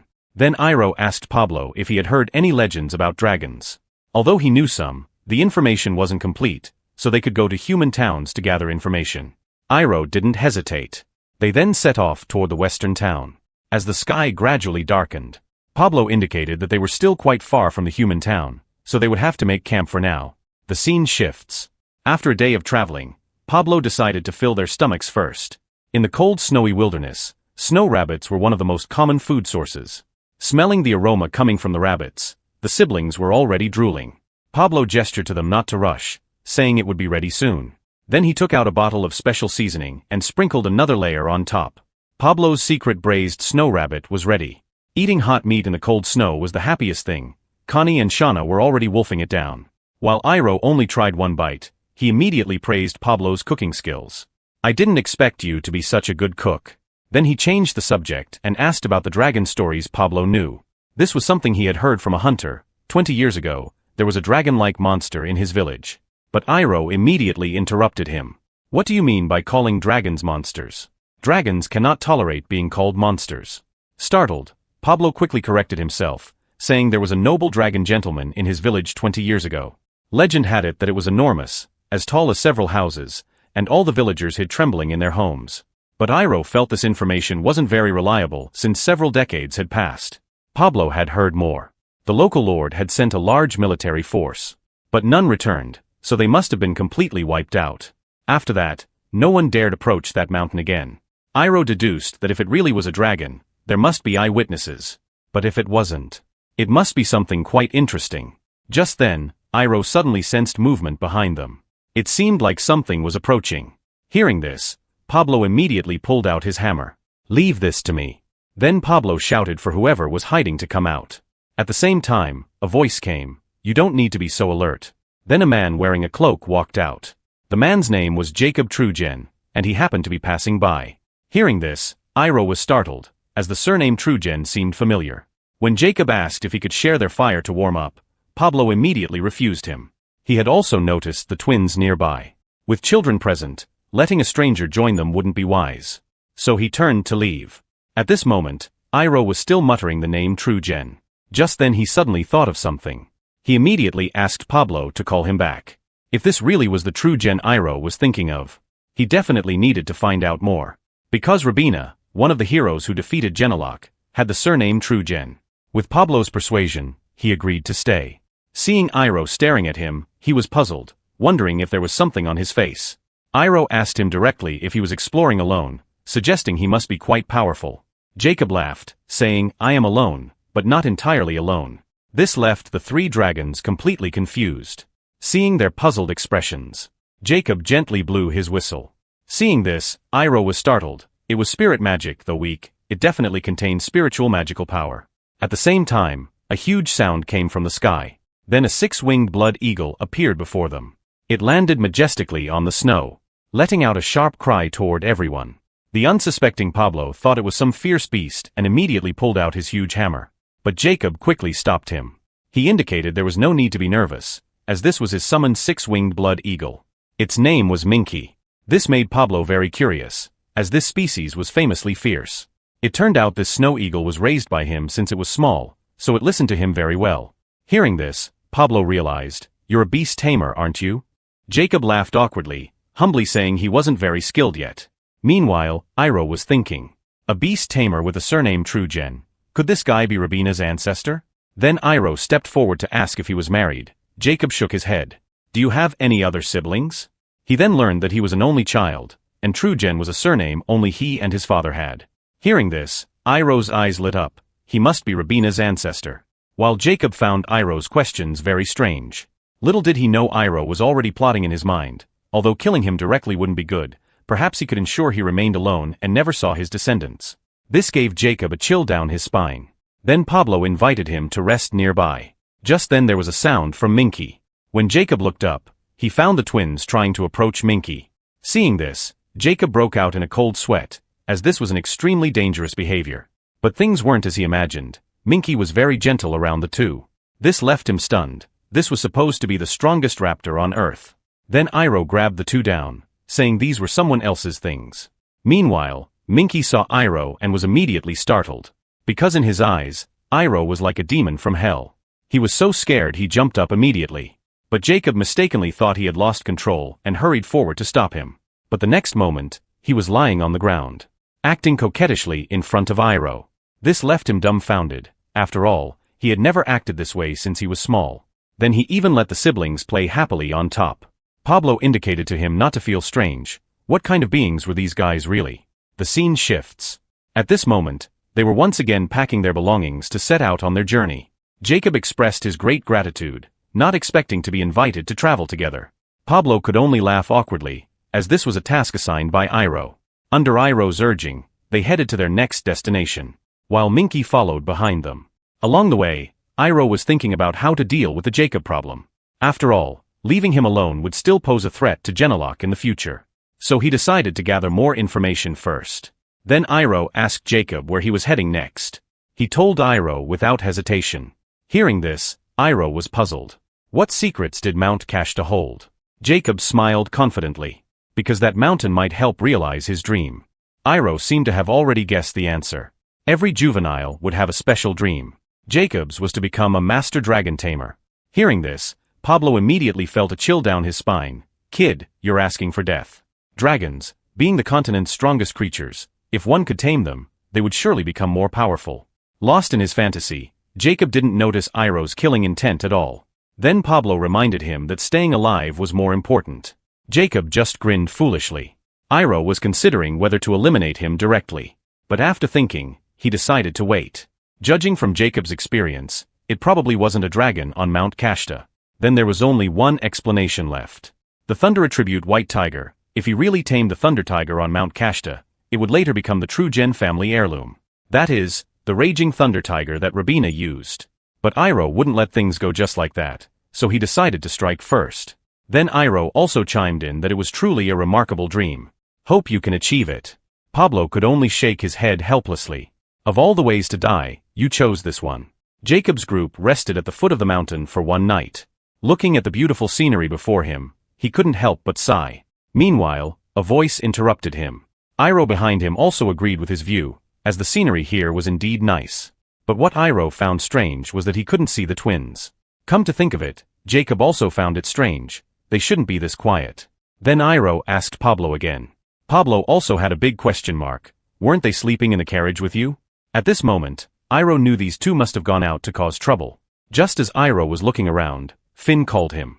The good news was the twins had been found. The bad news was they brought something back with them. A moment later, a familiar voice came. The two were seen dragging a thunder tiger toward everyone, while still arguing about whether they caught a kitten or a puppy. Iroh and Jacob were dumbfounded. This wasn't a kitten at all, but clearly a thunder tiger cub. Then the little thunder tiger was thrown to the ground by the two, and they begged Iroh to let them keep it as a pet. Iroh was curious where they caught it. Connie pointed to the top of Mount Kashta. They had found it while playing there this morning. The two chattered endlessly, giving Iroh a headache. These two really never avoided trouble. This was also Jacob's first time seeing a live thunder tiger cub. Just as he went forward to look, Connie and Shauna directly blocked him, saying, "Don't touch my Enel." Iroh was dumbfounded again. He didn't expect these two had even thought of a name. Meanwhile, Iroh noticed the little tiger's movement. It secretly opened one eye to peek at everyone. It was caught red-handed by Iroh. This scared it into trembling. But it quickly closed its eyes again, pretending to be unconscious, refusing to respond no matter how Iroh called. When Iroh leaned to its ear and asked, "Would you prefer to be braised or steamed?" The little thunder tiger jumped up in fright and showed its sharp claws. But Iroh wasn't worried at all, saying, "Little thunder tiger, you dare to show off in front of me?" He gave it a quick flick. The little thunder tiger could only throw a tantrum on the ground, knowing it couldn't beat these guys. Jacob turned into the first emoji in your phone. Pablo could only awkwardly suggest that kids these days were just naturally strong. "Big brother, do you even believe what you're saying?" Seeing the little thunder tiger rolling on the ground, the twins went forward to comfort it. But at this moment, Iroh felt very strange. Normally, thunder tigers wouldn't easily leave their cubs. Just then, a terrifying sound approached, and its movement seemed to be heading toward their position. The monster's claws easily crushed the wood. It turned out to be a land dragon. Jacob was startled. But Iroh gestured him to stay quiet, saying that making noise would attract its attention. Then Iroh quickly released a spatial magic spell. In an instant, he hid everyone. After the spell was cast, there was no trace of them in the snow. Jacob hadn't expected him to cast a spatial magic spell so quickly. Was this guy really a child? Meanwhile, the land dragon had also come to their location and stopped, because it sensed there had been movement here. Jacob didn't know if he was lucky or unlucky to encounter both a thunder tiger and a rare land dragon on the same day. Just then he suddenly realized something. So the thing on Mount Kashta wasn't the legendary dragon, but a land dragon. This left him somewhat disappointed. Coming back to his senses, Jacob turned his attention to Iroh. Because he discovered Iroh's reaction speed was extremely fast, and he could quickly cast magic. Could he really be a genius? Even geniuses were nothing before him. But they needed to deal with the current crisis first, because the land dragon seemed to have gone berserk. So he immediately asked Finn. But she had no solution either, because although land dragons weren't pure-blooded dragons, they still had some dragon bloodline. So they were much stronger than ordinary land creatures. It would take at least 3 to 4 level 1 masters to deal with a land dragon. Looking at the dragon so close, Iroh knew they would all be wiped out if this continued. But why did a land dragon suddenly appear here? He was very puzzled. Then Iroh noticed the trembling little thunder tiger on the ground. It probably followed its trail here. Meanwhile, after observing for a while, the land dragon found nothing unusual. Then it turned to leave. Seeing this, Iroh also breathed a sigh of relief. Fortunately, it wasn't very patient, otherwise they would have been in trouble. But just then the sky suddenly became overcast with dark clouds. Iroh had a bad feeling. No way, was the sky trying to kill him? The next instant, a lightning bolt struck directly at their location. And one bolt happened to hit the land dragon. Damn it. Iroh quickly raised the lightning element stone. Without it, he would probably have become Braised Dragon. Just when Iroh thought he could relax, a pair of eyes was now staring intently at him. The air suddenly froze, making the atmosphere somewhat awkward. Everyone immediately took off without a word. The siblings burst into tears, asking why it was chasing them. Running behind them, Jacob was very puzzled. Pablo would be fine. But why could three little kids run so fast? He knew they definitely weren't ordinary people. Meanwhile, the land dragon had caught up. The land dragon opened its bloody maw at him. At this critical moment, Jacob blew his whistle. The land dragon also sensed danger, but it was too late to dodge. The next instant, Minky's claws struck toward it, landing a heavy blow to its head, causing the land dragon to pause. This gave Iroh's group a chance to escape. Finn immediately told Iroh to run toward the forest, because that would interfere with the land dragon's speed. So everyone immediately ran in the opposite direction toward the forest, instantly putting distance between them and the land dragon. Looking at the snow eagle continuously circling in the sky, this made the land dragon very angry. Then it suddenly launched a sonic attack at Minky. Minky hadn't expected the land dragon to attack from range, and dizziness made it lose consciousness. Then it plummeted straight toward the ground. Seeing this, Jacob immediately became anxious. He then ran back. This put Iroh in a dilemma. If they ran into the forest now, they could definitely escape the land dragon's pursuit. After struggling internally, Iroh still chose to turn back. Damn it, if you survive this time, I'll definitely give you a beating. The three were suddenly stunned, although they didn't know why Iroh turned back. They still resolutely followed. While the little thunder tiger was also deep in thought, now it could escape from them just by running away. Although it was scared, it still followed. Meanwhile, Jacob came to Minky. But its condition didn't look good. The land dragon didn't give it time to react, biting down on its wing immediately. You damn little lizard. The next instant, a magic attack shot straight at the land dragon. Although it couldn't cause damage, the land dragon felt insulted. How dare a tiny human attack me? It swung its tail and swept the dragon's tail towards Jacob. The land dragon's speed left Jacob no time to dodge. Iroh also arrived just in time, then pulled him back in one motion. Jacob narrowly escaped being hit. At this point, Iroh no longer conserved his strength. A magic spell was quickly released. To increase the attack's damage, Iroh specially added rotation magic. Along with Iroh's throw, the attack shot straight at the land dragon's head. But the next instant, the land dragon devoured Iroh's magic. Seeing this, Iroh felt things were bad. He hadn't expected the land dragon to be so powerful, even able to bite through spatial magic. But fortunately, he had more than one attribute. Then Iroh released another mental magic spell. Just when Iroh thought he could control it, unexpectedly the land dragon broke free from the restraints in one motion. Damn it, even mental magic couldn't restrain it. The elf reminded Iroh that although land dragons couldn't use magic skills, their fighting spirit was extremely strong and they had high magic resistance. Was there really no way? The next instant, the land dragon's abyssal maw opened toward him. At this moment the siblings had also caught up. The two were seen wielding swords and launching a frenzied assault on the land dragon. But they hadn't expected the land dragon's shell to be so hard. It was like striking an incredibly hard rock. Looking at the land dragon's reaction, it seemed the previous attacks still had some effect. Then Iroh gestured for the two to continue attacking the land dragon's head, because that was probably the land dragon's weakness. Hearing this, the siblings charged at the land dragon again. After being attacked, that thing reacted exactly as Iroh had predicted. Although its magic resistance was extremely high, it couldn't protect its internal organs. While the siblings drew the land dragon's aggro, Iroh provided ranged support from the side. And Iroh quickly seized the opportunity. He fired a barrage of magic missiles right into its mouth. Although the land dragon's scales were hard, at this point it had to admit defeat. I have to praise myself for being a genius. But the siblings were in bad shape. Their hands couldn't feel anything now, while the two onlookers were dumbfounded. Children fighting a land dragon, were their eyes deceiving them? Pablo could only awkwardly respond that his nieces and nephews were quite strong. Then he indicated to Jacob not to think too much about it, as it wouldn't do him any good. Meanwhile, Iroh signaled the siblings to hold on a bit longer. They needed to completely finish off the land dragon. But just then, another roar suddenly came from behind. They hadn't expected another land dragon. This was something Iroh hadn't anticipated. They hadn't even dealt with the current one. Things seemed to be getting more and more difficult. Connie also didn't know what to do, as they could barely handle one land dragon. while Iroh had already prepared for the worst in his mind. If necessary, he would reveal his identity and fly away with Jacob and Pablo. Just as Iroh was signaling the siblings to get ready, movement came from behind again. It was two adult thunder tigers arriving. Judging from the little thunder tiger's reaction, they should be its parents. The appearance of the thunder tigers caught the land dragon by surprise.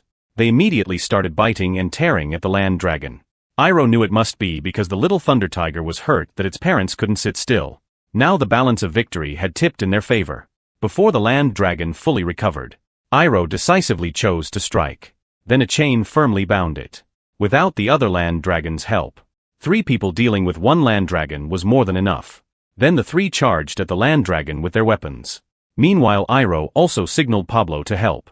Because their previous consumption was too great, their combat power had clearly decreased significantly.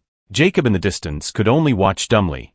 After all, he couldn't help in this kind of battle. Not being a burden was the best he could do. After continuous output from everyone, the green land dragon finally fell. Iroh's group was also exhausted. If another land dragon came, they would have to transform into dragon form. The battle on the other side was also very intense. Hearing the commotion nearby, the distant thunder tiger cub was very worried. At this moment, the thunder tiger's battle had entered a white-hot stage. The thunder tiger father was seen pouncing toward the land dragon, using sharp fangs to continuously tear at it. But the land dragon wasn't helpless, immediately biting back at the thunder tiger. The land dragon had always held a huge advantage in size. Soon it threw the thunder tiger flying. At this point, the thunder tiger father clearly could barely stand. The land dragon was also very cunning, giving the thunder tiger no chance to react, immediately releasing a sonic attack, making the thunder tiger's already injured body suffer another heavy blow. Meanwhile, the land dragon swung its tail violently. This strike would surely kill the thunder tiger father instantly. Just then the thunder tiger mother jumped up without hesitation, helping him block this fatal blow. The thunder tiger mother was also sent flying as a result, then crashed heavily into a tree. Seeing his wife fall, the thunder tiger burned his life force core, entering a berserk state, continuously tearing at the land dragon. With the power of lightning enhancement, the thunder tiger pierced through the land dragon's hard scales. Strong electric currents made it instantly lose fighting ability. This time the thunder tiger father was prepared to perish together with the land dragon.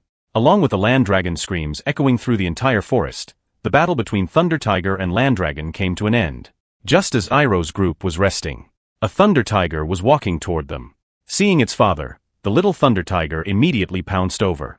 After confirming his child wasn't hurt, he also felt relieved. Then the thunder tiger's gaze fell on Iroh.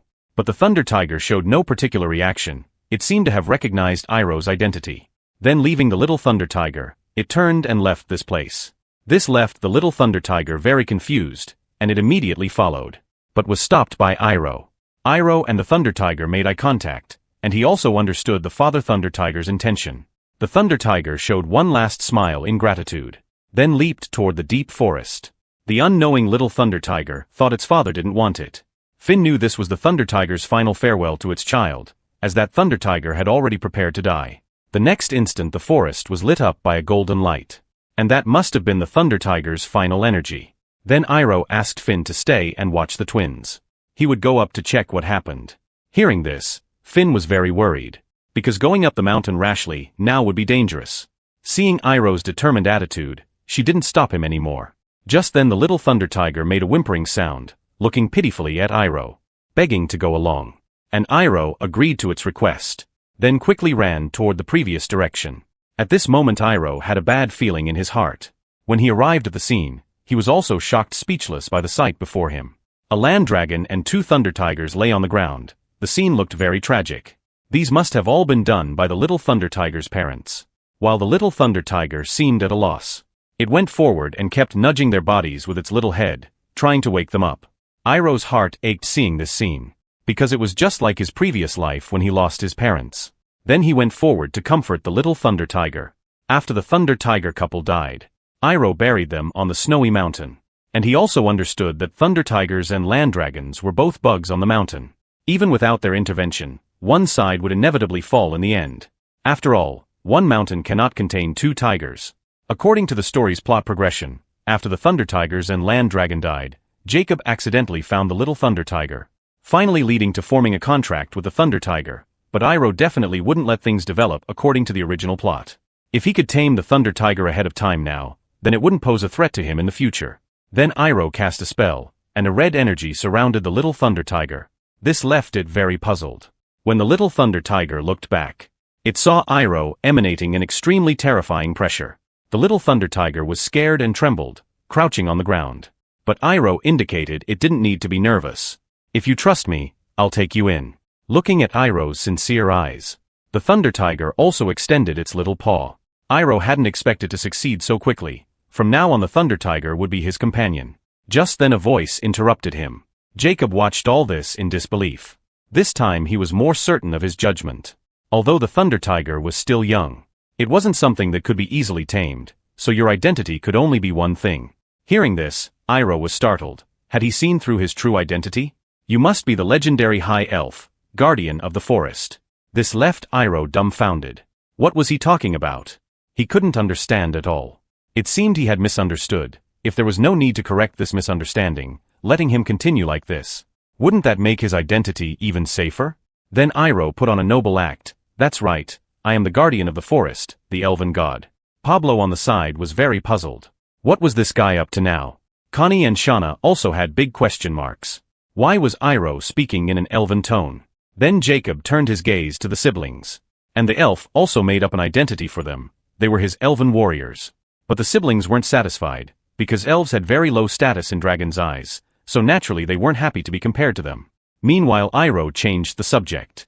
Can you help me take care of this little Thunder Tiger?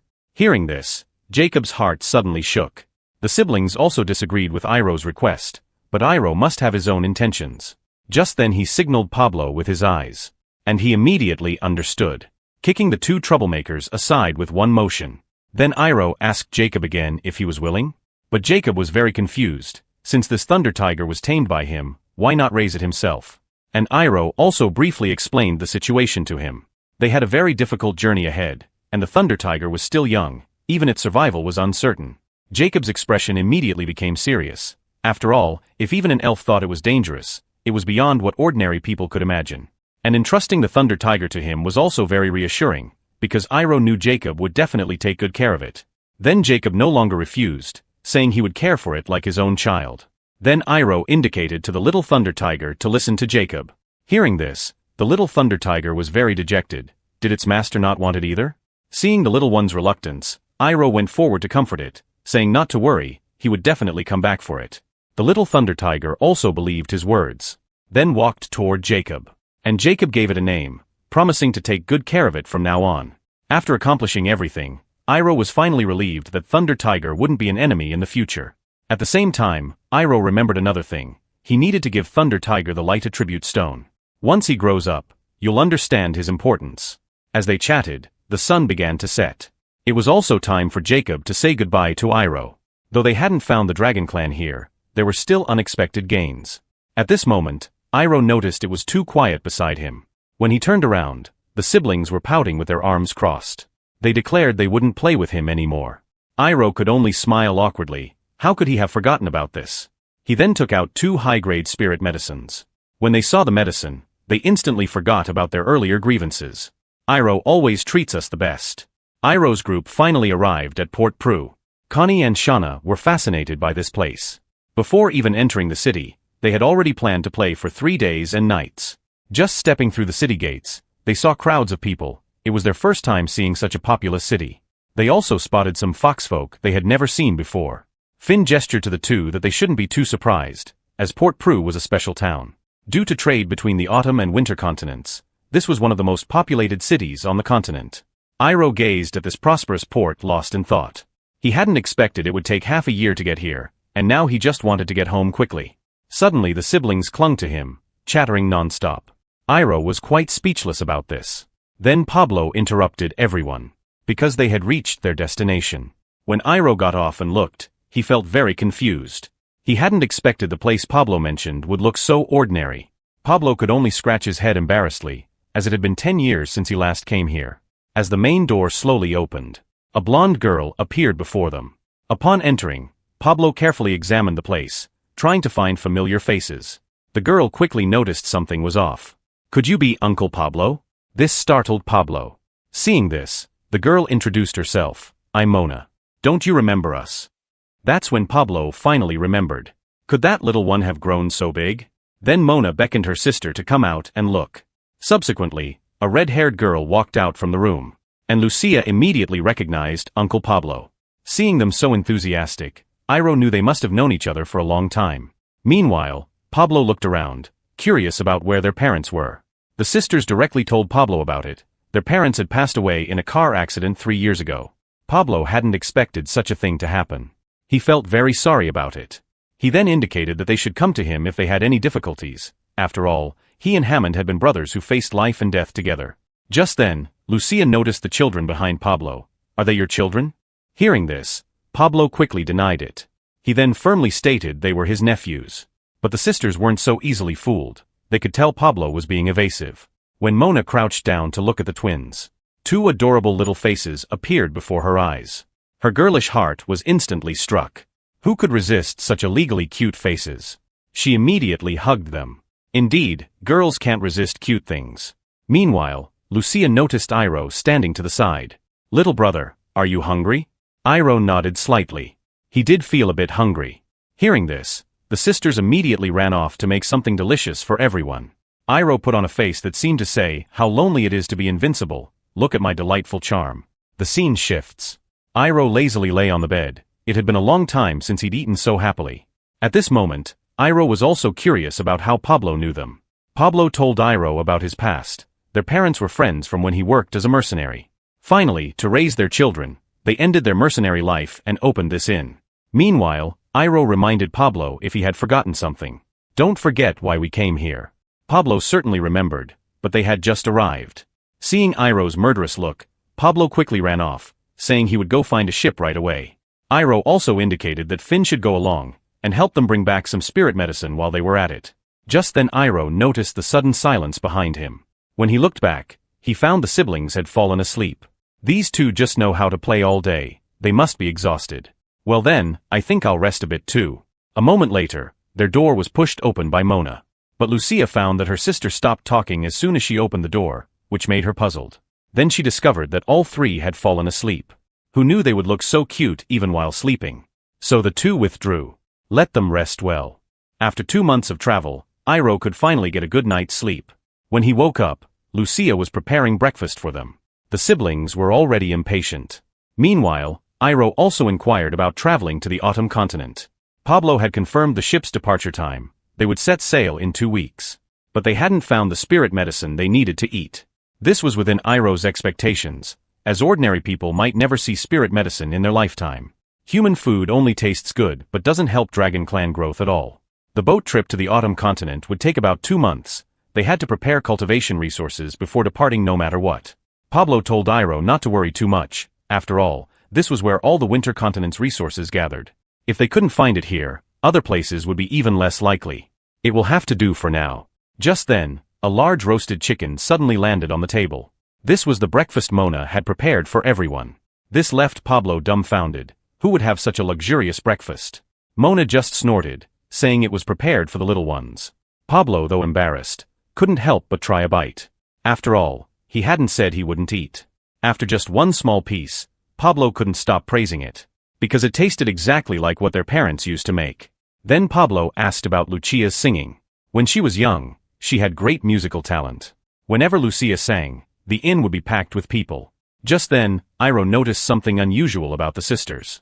Because when Pablo brought up this matter, the 2's emotions were clearly off. Iroh immediately gave Pablo a punch to the waist. Pablo, who doesn't know it, is still in a state of shock. When he looked up, he finally noticed the sisters' condition. Lucia no longer sang. Why should such talent be buried? Just as Mona was about to answer, a commotion behind them interrupted everyone. 4 thuggish-looking men appeared at the inn's entrance. This made Iroh very puzzled. Were they here to cause trouble? But the nearby guests seemed used to it, as if they had already guessed what would happen next. Pablo got up immediately. If you want to bully them, you have to think about yourself first.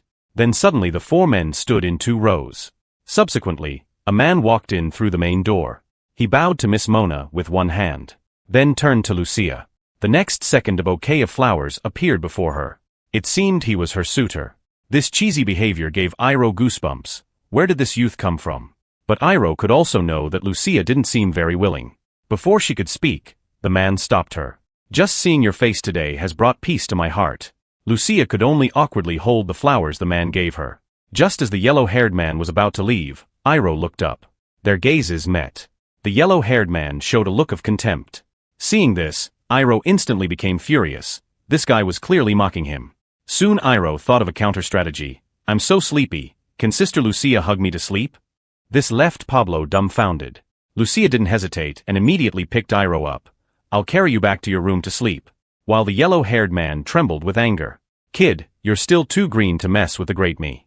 Let's see if you can get enough of this vinegar. The unbearable yellow-haired man could only storm out of the inn angrily. Seeing this scene, Pablo was very puzzled. If he hadn't seen wrong, that kid seemed jealous. Mona shook her head helplessly. He's Kelly, son of the boxer. Hearing this, Pablo was stunned. Could it be Boxing King Tyrus? Mona confirmed it, saying he was no longer a fighter but now a baron. This made Pablo's jaw drop. It turned out Tyrus had once been a top fighter. He pacified Port-Pruz gangs and was awarded the title of baron by the Lord. Pablo was very proud, saying he knew that kid would make something of himself someday. But just now his son seemed to have feelings for Lucia. Why not let Lucia respond properly? Mentioning this gave Mona a headache. She didn't know what to do about this matter either. Pablo didn't understand, because whether in terms of family or looks, Kelly was acceptable. Then Mona revealed the reason. Because Kelly was only 14 years old, while Lucia was already 22. This left Pablo completely stunned. Who would have thought that guy was only 14, though young in age, his appetite wasn't small. Speaking of this made Mona very annoyed, telling these old folks to stop teasing. The scene shifts to the room. Through Pablo's search, they finally found some places to buy medicinal materials. So Iroh immediately stopped what he was doing. Resolving the spirit medicine issue was now most important. When he got up, the siblings also said they wanted to go along, but if they brought them along, progress would definitely be slower. So Iroh directly refused. Seeing this, the two started throwing tantrums. But Iroh was already used to this. Meanwhile, a voice interrupted everyone. It turned out Mona and Lucia had prepared some new clothes for them. Seeing the new clothes, the siblings quickly put them on. The two were deeply attracted by how cute the children looked. Mona worried their clothes were too thin, so she casually prepared several sets, not expecting them to look so good when worn. How did Uncle Pablo raise these children? Letting them wear such thin clothes in the dead of winter, Pablo couldn't explain. They were Dragon Clan after all. Then Iroh asked Lucia to help look after the siblings. Because it wasn't convenient to bring them along now. Will you definitely be able to find spirit medicine? Pablo firmly assured him they would. So the two set off with confident strides. Time quickly changed from noon to dusk. A dejected boy sat by the street. Pablo could only kneel beside him crying bitter tears. Who would have thought none of the medicine shops could find spirit medicine? If this continues, I'll be the first person to die of malnutrition. Just then, some noisy voices caught their attention. They saw some people blocking others' path on the main street. When they looked, they found it was Kelly. It seemed he had encountered big trouble. Because even he, a baron's son, found it difficult to handle. This person's background must not be simple. Suddenly another group joined in. Scarface menacingly threatened Kelly. Can I understand this as you declaring war on us? Kelly's guards immediately sensed something was wrong. These guys were clearly picking a fight on purpose. Aren't you afraid my father will come after you? Scarface pretended to think for a moment. Then showed a mocking expression. I don't think he'll know about what happened today. Just then Pablo interrupted everyone. Waving knives around in broad daylight doesn't look too good. Kelly recognized him as the uncle from the shop. Seeing this, Scarface warned him not to meddle. Pablo confidently brushed his hair. Even after 10 years away, has no one heard of the name Pablo? All the underlings trembled upon hearing this name. Could it be Blood Axe Pablo? So the underling told Kelly some things. Before the Baron was awarded his title, when he was fighting to unite the gangs, he accidentally fell into the enemy's trap. In the end, it was Pablo alone who took up an axe and rescued the Baron. That's when Kelly learned the uncle before him was his father's often mentioned lifesaver. I didn't expect to meet you in such a place. I've long admired your name, uncle. Pablo's little face turned red with embarrassment. This isn't anything special, no need to make a fuss. While Scarface also went up to greet him. I'm Damon, from a small organization managing the port. When Iroh got close to him, he found something was off.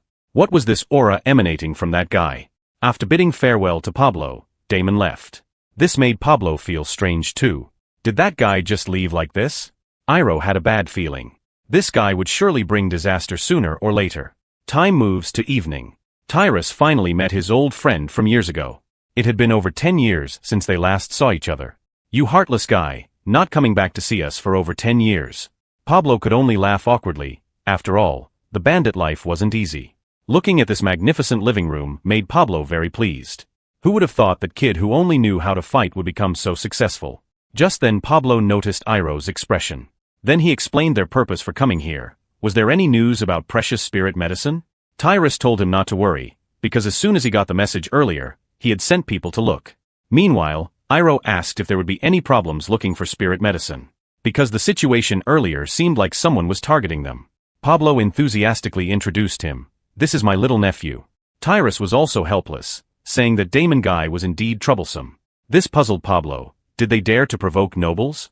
Then Tyrus told them about recent events. Many ships had mysteriously developed problems, making merchants doubt their influence. Damon also took the opportunity to get involved. As long as Port Prue operated stably, the Lord would turn a blind eye. After all, he also came from a thug background. After hearing this, Pablo had a massive headache. This was even less comfortable than his mountain stronghold. Then Tyrus changed the subject. We haven't seen each other in so long, we can't just talk about such depressing things. Then Pablo glanced at Iroh seeking approval. Given his efforts in searching for spirit medicine, let him play to his heart's content this once.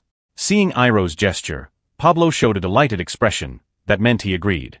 Tonight we drink until we're drunk. Before leaving, Tyrus instructed Kelly to take good care of Iroh. This left the two stunned, with expressions showing neither would submit to the other. I can't believe I have to play with you, little bitty. Because in Kelly's eyes, Iroh was just a kid who knew nothing. But since his father had given him this task, he naturally had to do it well. He could only reluctantly take Iroh to his room to play. Hearing this, Iroh smugly hummed a tune letting him lead the way. Arriving at the room, Kelly told him to just stay put, but before he finished speaking, Iroh had already started playing with the figurines on his own, which startled Kelly. He immediately snatched back the figurine. This is my limited edition Iron Soldier. I don't even dare play with it myself. Iroh frowned. Indeed, men remain boys until death. Just then Iroh also noticed papers on the table, and saw Lucia's name. My lady Lucia, wearing the crystal necklace. Hearing this, Kelly immediately became flustered like a boiling teapot. He quickly turned to grab the necklace, but Iroh had already taken it first. When the box slowly opened, a dazzling light burst forth from inside. A tear-shaped blue gemstone came into view. Before Iroh could examine it carefully, Kelly snatched it back and hugged it to his chest. The necklace is nice, but the writing is quite ugly. The necklace should suit Sister Lucia well. Hearing Iroh say this, Kelly was very happy, because he had spent a lot of time searching before finding this necklace. Iroh was puzzled. Aren't there such necklaces in the outside shops? Of course not. Its name is Celine's Tears. Iroh nodded. It did look better than ordinary ones. But the next instant he suddenly froze. Could that really be Celine's Tears? Kelly confirmed it, saying craftsmen had authenticated it. Iroh was also very shocked internally. How could that thing be here? Legend says the Sea King was the ruler of the ocean. He loved his daughter more than anyone else. He collected his daughter's last tears and made them into the Celine's Tears gemstone. Most importantly, this was the key to the underwater maze. The Sea King's underwater maze was an important summoning place for the original story's protagonists. I must get Celine's Tears before them. Iroh burst out laughing, then called out brother, which startled Kelly. Did he hear wrong? When he looked down, he saw Iroh clutching his little hands with puckered lips. Big brother, can you give me this pretty necklace? This left Kelly dumbfounded. Which nerve had misfired? But the boy told him his plan would definitely fail. This suddenly made Kelly panic. Have women always liked expensive gifts? Iroh directly denied this. At least Sister Lucia won't casually accept gifts just because they're expensive. This plan of yours won't work. Since I see you're so sincere, let me teach you. After Iroh's explanation, Kelly wrote down everything he said. The most important thing was to form a close relationship, then gradually convey your feelings. Iroh nodded satisfactorily. Also avoid sudden confessions and too many gifts. Approaching someone in a way that makes them feel burdened will have the opposite effect. This left Kelly speechless, because these behaviors were all opposite to his previous ones. However, Iroh was curious. Why do you like Lucia? Is there a reason? Speaking of this, Kelly's face immediately turned red. It was 5 years ago when I first saw her. The moment Kelly first saw her singing at the Siren Inn. His dark future became as bright as day. A moment later, Iroh was stunned. You've said this many times already. But Kelly felt Lucia's voice was truly beautiful, just like a fairy from heaven. But why did she stop singing later? Speaking of this, Kelly also sighed, saying it was quite regrettable. Once, Lucia's favorite singer came to perform at the port. She pestered her parents to take her to the show. Then this incident happened on the way to the venue. A runaway carriage came flying toward them. When Lucia woke up, her parents lay in pools of blood. Later, probably due to the shock of that accident, Lucia could no longer sing. Iroh hadn't expected this to be the reason. Thinking that her parents died because of her love for singing, she became unable to make a sound. Then Iroh's mouth curved into a slight smile. If I cure Sister Lucia, I might get Celine's tears. Then Iroh changed the subject. Sister Lucia experienced such a thing, yet you still want to give her this necklace? Hearing this, Kelly was very confused. Why not? Have you forgotten the meaning of this necklace? If Sister Lucia received such a gift, wouldn't it make her recall forgotten nightmares? Kelly was suddenly struck as if by lightning. He indeed hadn't thought it through. Iroh sighed helplessly. You really are completely hopeless. If I have a way to make Sister Lucia sing again, would you give me Celine's tears? The little blonde was instantly dumbfounded. How could this be possible? Don't you want to see Lucia sing again? Kelly strongly affirmed this. Is this necklace worth more to you than Sister Lucia? How could that be? As long as Lucia sings again, I'd give this necklace to anyone. Hearing this, Iroh clapped his little hands. Plan successful. If I do it, you can't go back on your word. Kelly immediately frowned. He felt something was off but couldn't quite place it. Seeing the little blonde hesitate, Iroh added fuel to the fire. Talking like you'd give the whole world. Turns out it was just a child saying childish things. Hearing Iroh say this, Kelly naturally couldn't tolerate it. Iroh didn't give him a chance to react. Deal. A gentleman's word is his bond. The scene shifts. Iroh had returned to the inn. Mona, seeing Iroh alone, was puzzled. Where did Uncle Pablo go? After learning the reason, she became angry. How could they let a child return alone? Iroh quickly changed the subject, saying he wanted to know where Sister Lucia was. Then Mona told him directly, she's upstairs. Hearing this, Iroh went upstairs. Once I cure Sister Lucia, the mission will be complete. A moment later, there was a knock on Lucia's door. Seeing it was Iroh, Lucia was very happy. And now, the plan begins. The boy used an instrument for the first time, and left the young girl utterly astonished, because the talent he displayed made even her, known as a musical prodigy, feel inadequate. Could a child really possess such ability? Little did she know that the seemingly innocent child before her was actually a dragon who left no bones behind when devouring prey. When Iroh returned from outside, he immediately went to find Lucia. He knew about the trauma in Lucia's heart, so he had to find a way to help her overcome it. Upon seeing Iroh, Lucia directly invited him into her room. After entering, Iroh seemed to be searching for something, as he remembered Lucia loved a particular instrument. Seeing how neatly her room was decorated, Iroh couldn't help but praise it, saying it looked very pleasant. Hearing Iroh's compliment, Lucia became much happier. After all, what girl doesn't like being praised? Meanwhile, Iroh spotted that instrument nearby. Then Iroh curiously asked Lucia about it. This is called a hume, an instrument used for playing music. Hearing this, Iroh gestured excitedly. Then Iroh looked at her with pleading eyes. Seeing Iroh's sincere gaze, although she hadn't touched an instrument in a long time, she nodded in agreement. After a moment of adjustment, Lucia gradually calmed her emotions. Then she gently plucked the strings. The accompaniment and singing slowly drifted into Iroh's ears. This made Iroh's jaw drop in amazement, because Lucia looked truly beautiful when singing. No wonder that fellow Kelly was enchanted. The gentle voice combined with crisp accompaniment drew people in unconsciously. As the last note fell, Lucia finally breathed a sigh of relief. Immediately after, Iroh stood up and applauded continuously. Although Lucia felt her playing wasn't very smooth, Iroh thought it was the most wonderful music in the world. He immediately expressed his desire to learn the instrument. This made Lucia pause in surprise. After seeing Iroh's determined eyes, Lucia turned to a cabinet nearby. Then she searched for something inside. Soon she took out a small instrument. This was the hume she used as a child. So now she decided to give it to Iroh as a gift. Then Lucia patted his little head, saying it was late today, they'd start practicing tomorrow. Upon hearing this, Iroh ran back to his own room, and told Finn about his plan after returning. But she thought using mental magic to modify memories would be better. Iroh had considered this approach too, but doing so would only backfire, as the wound would eventually break open again.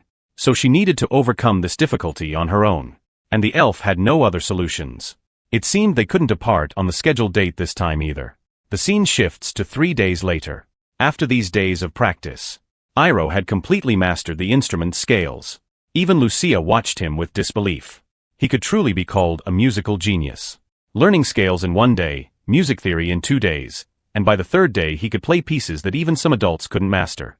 Could a child really possess such abilities? Having finished a song, Iroh was still eager for more, wondering which piece he should play next. Lucia could only look at him awkwardly. The scene shifts to another location. A concert poster was on the street's bulletin board. Damon looked at the poster in his hand with confusion. A subordinate beside him jumped out to explain that this was the concert, part of the annual harvest prayer ceremony. The champion of the concert would receive generous rewards. Hearing this, Damon smiled wickedly. Then he crumpled the poster in his hand. He hoped as many people as possible would come to the concert. A spirit drug potent enough to overwhelm humans. Yet in this city, not even one could be bought. Combining various previous signs, the boy deduced he might not be human anymore. Time returns to morning. Pablo walked drunkenly through the streets. He had been drinking for 3 days and nights straight. But he felt that compared to himself from 10 years ago, he had become pathetically weak. Just a few days of drinking and he was already exhausted. When he reached the inn's entrance, he heard music coming from inside. This surprised him greatly. Could Lucia be singing again? But upon opening the door, he was dumbfounded to see it was actually Iroh. Seeing Pablo reeking of alcohol, Iroh looked disgusted, saying, "You really drank yourself senseless." Pablo felt embarrassed and quickly changed the subject. Then he shifted topics, saying, "I've never seen you use an instrument before. Did you know how to play it previously?" Iroh directly denied this, saying Sister Lucia had taught him just 3 days ago. It was his first time touching such an instrument. Seeing Iroh play beautiful melodies after just a few days, Pablo was utterly shocked. "You're too incredible even for a dragon. It's really unfair comparing myself to you." Meanwhile, Iroh asked if he had resolved the spirit drug issue. At this moment, Pablo proudly declared, "Of course I found 20 low-grade spirit drugs." Iroh gave him a look of disdain. "Just low-grade, and only 20? Hearing this, Pablo felt hurt, saying he'd spent days searching, practically turning the entire port upside down. Iroh sensed something was wrong. With such large-scale trade at the port, why was there a shortage of spirit drugs? Could there be some facility collecting or researching them? Pablo shook his head, saying he'd never heard of such a place. This made Iroh more suspicious. Someone had bought up large quantities of spirit drugs before them. Usually, spirit drugs were used for enhancing attributes. Though humans could take them, they couldn't consume too many, so there was no need for large-scale purchases. If someone was buying spirit drugs in large quantities over time, it meant they were feeding something. Come to think of it, Pablo also found it strange that Terrace knew nothing about people buying large quantities of spirit drugs. Iroh furrowed his brow, saying this indicated someone was deliberately concealing this matter. Soon he thought of something. If I'm not mistaken, this must be connected to him. Then Iroh asked Pablo to investigate who had been buying the spirit drugs, and to determine where these items were flowing to. Then he asked Finn to assist Pablo in the investigation. Pablo scratched his chin, asking if there was any particular reason for this. Though Iroh couldn't be completely certain, he said it must be connected to that fellow called Damon, and he might be even more insane than expected. Just as Pablo was about to return to his room for sleep, Iroh hurriedly urged him to take action. Pablo complained pitifully, "I haven't even sobered up yet. Looks like it's been too long since I beat you up. I don't mind helping you remember." Hearing this, Pablo rushed out the door, muttering that being a servant really meant having no rights. When he pushed open the door, he was stunned by the scene before him. Iroh was very curious about this. Pablo indicated that the prayer ceremony was about to begin. Now this city was known for trade, but it used to be a small fishing village primarily engaged in fishing. For the safety and success of those who went to sea back then, they held an annual full-ship prayer festival. So this tradition continues to this day, and the biggest highlight of this festival is tonight's beauty night. Singers from across the city would gather to compete, with nice rewards for first place. In the past, whenever Lucia entered, she basically dominated the championship. This sounded quite good. Then Iroh asked him for another favor. That was to help him register for beauty night. The scene shifts to another location. Lucia quietly looked at the instrument before her heart very conflicted at this moment. Just then, a knock at the door interrupted her.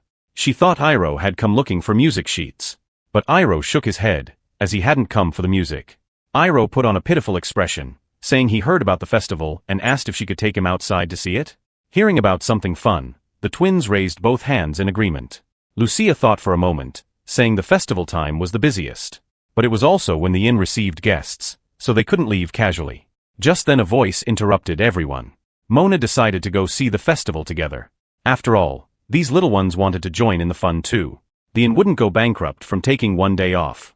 They could play carefree today and work hard starting tomorrow. Hearing this, Lucia nodded. In that case, let's head out now. Soon everyone changed into their outdoor clothes. And all this was within Iroh's plan. Now it was time to move on to the next phase. The elf just poked her head out, and was immediately scared into a cold sweat, because she hadn't expected to see a monster like an octopus before her. At this moment, Finn was sneaking to a warehouse by the river, because according to Pablo's investigation, all the spirit drugs had disappeared into this warehouse. So he felt there must be a big secret hidden inside. But due to his large size, it wasn't conducive to investigation. So this task was ultimately given to Finn. Due to her fairy-sized body, Finn easily reached the top of the warehouse. Then two men appeared before her. Taking advantage of their inattention, Finn slid inside the warehouse. From their conversation, she learned they had been guarding this place for some time. It seemed to be a task arranged by Damon. Just then, a terrifying roar suddenly came from behind the door. It didn't sound like a beast, more like some horrifying monster. The two underlings knew it was hungry again, and this time the guy in suspenders was delivering food. Despite his unwillingness, he gritted his teeth and took the box of food over. Meanwhile, to find out what was in the box, Finn bribed the warehouse rats. Then the rats flashed past the man's feet like lightning. The guy in suspenders fell flat on his face, and the contents of his box spilled out. Seeing this, Finn was startled. She hadn't expected the boxes to be full of spirit drugs. It seemed necessary to investigate what kind of monster they were feeding. So Finn took advantage of them chasing rats, and quietly hid in a box of spirit drugs. In the end, they didn't catch any rats. The man could only hurriedly deliver the spirit drugs. Through the gap she could see him walking toward the river. Could the monster be hiding in the water? The man carefully put down the spirit drugs in his hands, then curiously looked back. Meanwhile the monster's roar came again. The man was scared trembling, and hurriedly ran back to the room. After all, curiosity killed the cat. After feeling the man had left, Finn popped her head out of the spirit drugs. But a black shadow blocked her vision. When she saw clearly, she was startled. She hadn't expected to see an octopus-like monster staring intently at her. The scene shifts to another location. Iroh's group was touring the streets. Mona was explaining the scale of the festival to them, saying this was the largest festival on the winter continent. Looking at the lively scene before him, Iroh had never seen such excitement even in his previous life. Just as Iroh was lost in thought, a string of fruit was held before him. Lucia gestured for him to try it, saying this was only available during festival time. So Iroh took a small bite. It felt just like the candied hawthorns he ate before. Lucia thought it was his first time trying it, and gestured for him to eat more. Meanwhile, the sound of a Hume came drifting over. Iroh knew the festival competition had begun, so he immediately took Lucia's hand and rushed to the side. Currently, there was an old man performing on stage. However, his music was torturing Iroh's ears, and Lucia could only smile awkwardly. It seemed the quality of contestants varied greatly. I think Sister Lucia plays much better than them. Hearing this, Lucia was stunned. Just then Iroh interrupted him. Soon the two came before the person in charge. He had already registered himself and Lucia for the competition. When the organizer heard Lucia's name, he was startled. People around started discussing among themselves, because they all knew something about what had happened to Lucia years ago. Feeling everyone's eyes on her, Lucia's breathing became rapid. She seemed unable to escape the shadow of the past. Just then Iroh grabbed her hand. "Don't worry, Sister Lucia, I'll handle the singing from here. You just need to handle the accompaniment." But would Lucia accept Iroh's invitation?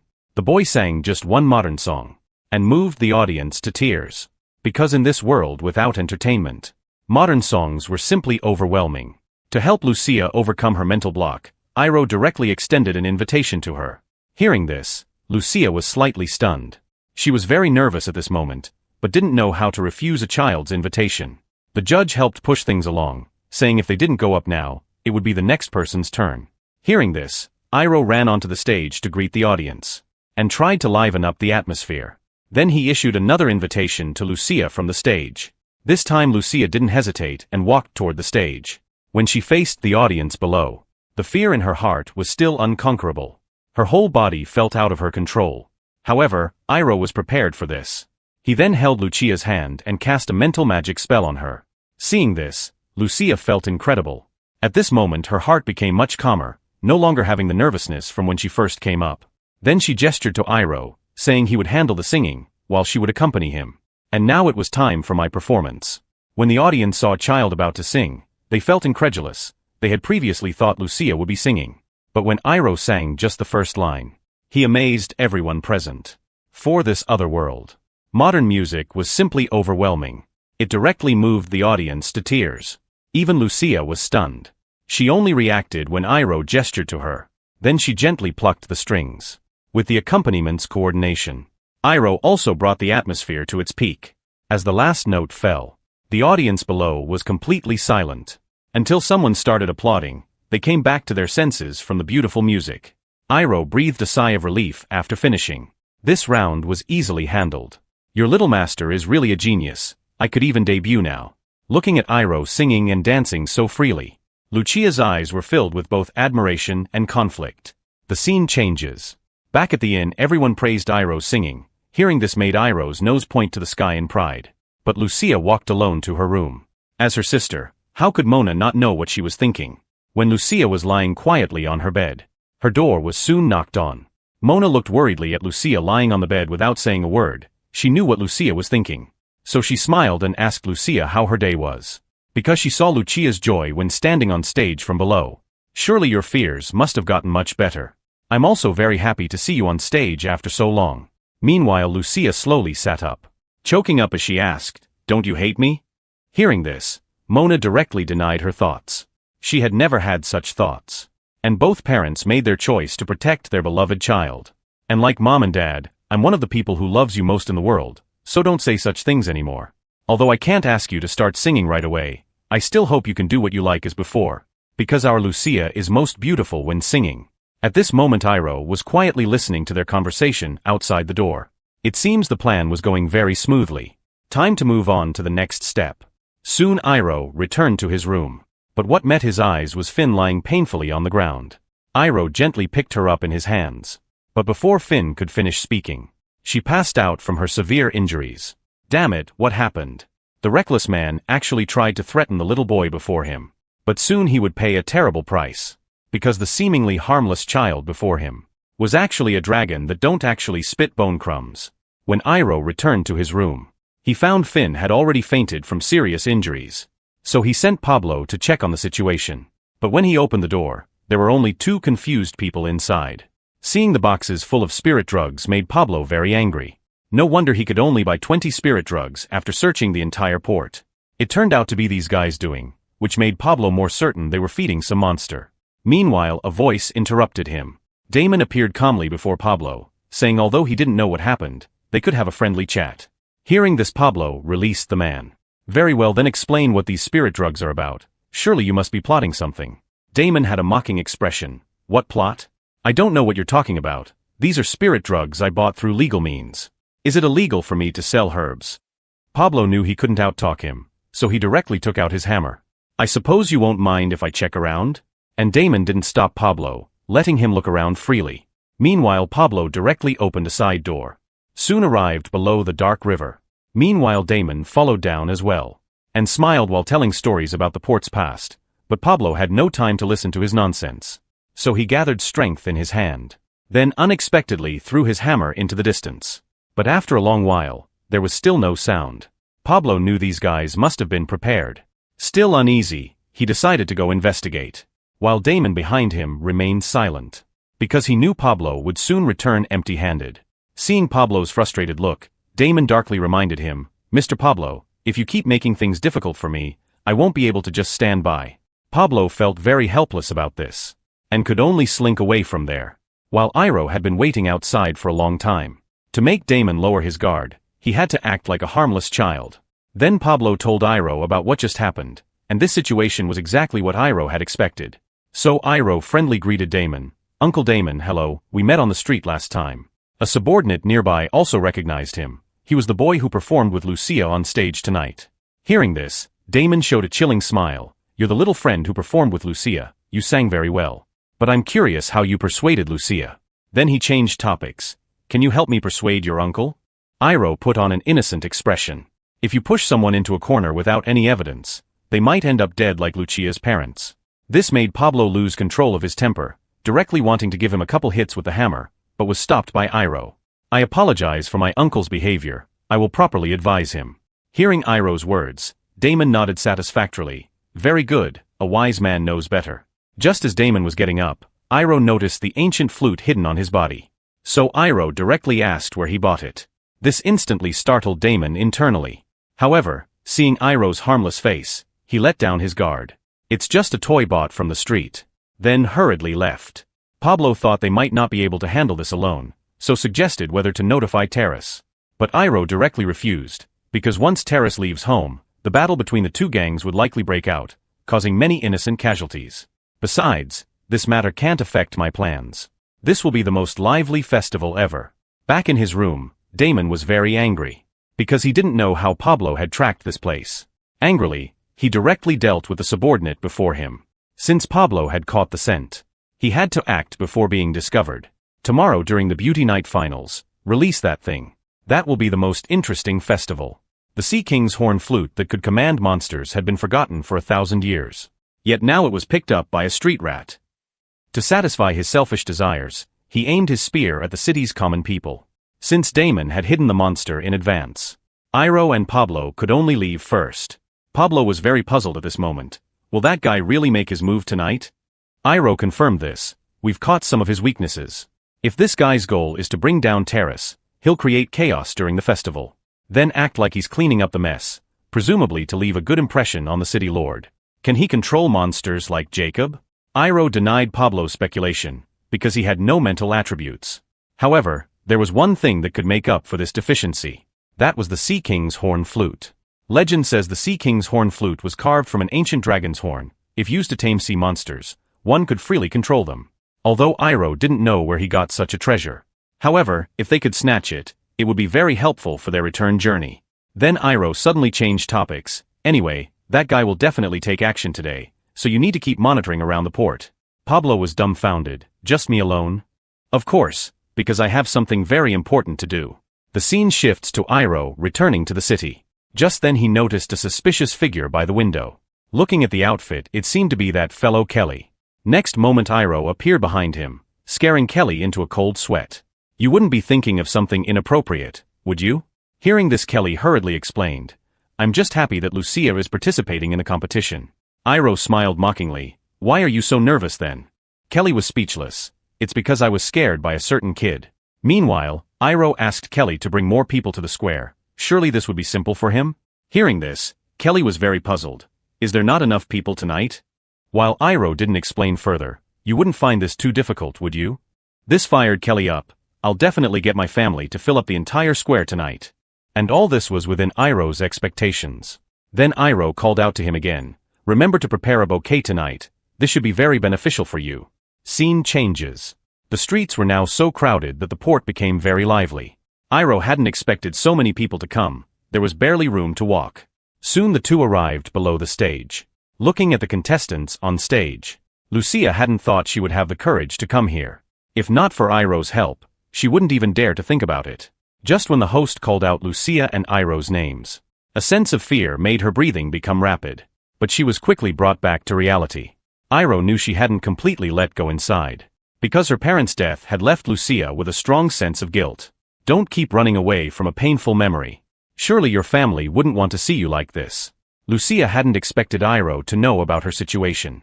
Then Iroh directly walked onto the stage. Think about how your parents would most want to see you. After a moment's adjustment, Iroh gently strummed the strings. Then a crisp voice came from his mouth. This voice was very magical, with color and warmth, seeming to contain many emotional stories. Meanwhile, the audience below also remembered. This was the lullaby their parents sang to them as children. Soon everyone was immersed in it. And Lucia also recalled her happiest times. This made her unconsciously shed tears.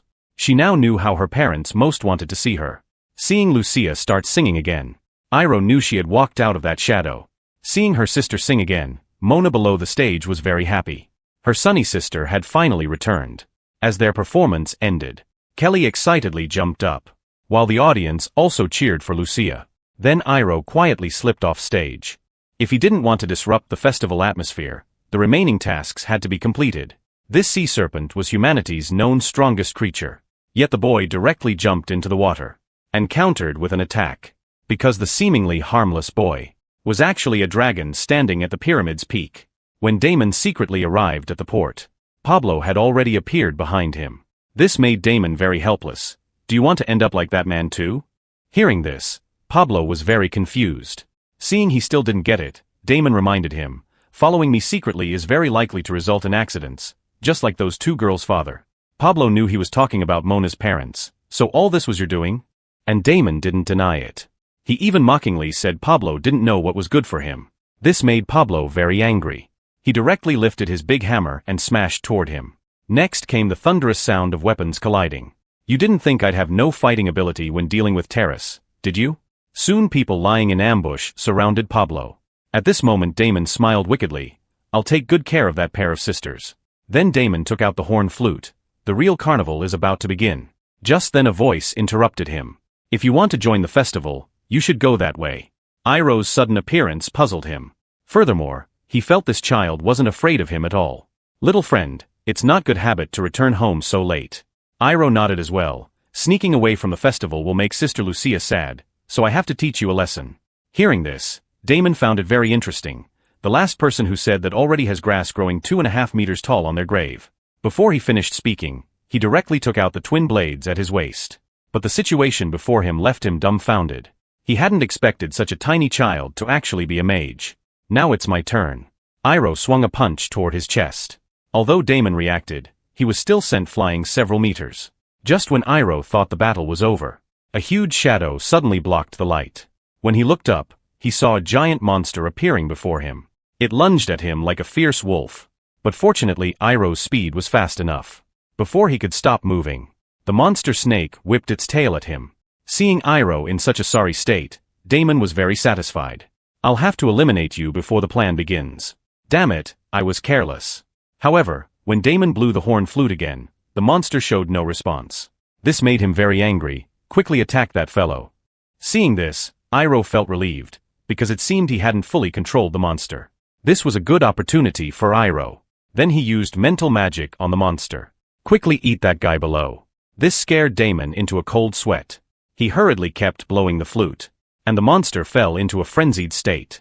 Looking at the monster's reaction, it seemed the flute had regained control. This is the city center. If I don't transform into dragon form, I can't win. Just then Iroh noticed the sea behind him. Perhaps this method would work. Iroh kept taunting the monster. Hey sea worm, want to have a competition? After speaking, Iroh directly jumped into the water, and the monster followed closely behind.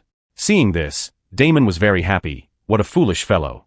Actually wanting to defeat him in the monster's home field. Come at me, little worm. The monster's speed in water was more than doubled. It swallowed Iroh into its mouth in one bite. However, the next second several beams of light shot out from the monster's mouth. A white young dragon directly pried open its huge mouth. Now that we're underwater, I'm not afraid of being seen. Then Iroh used all his strength, and threw the monster several meters. You thought this was your world just now. You should know you've met your destined nemesis today. One punch should make you cry for a long time. The monster felt very wronged. How could someone bully others like this? It immediately wanted to escape. But Iroh had already locked its body in place. Things aren't over yet. Iroh grabbed the monster's tail and kept swinging it around. Meanwhile on shore, Pablo had dealt with the remaining people. At this moment Pablo noticed the abnormal sea surface. The next instant a sea tornado directly rose up. This was dumbfounding to a few people on the shore. Then the monster's body flew out of the sea surface.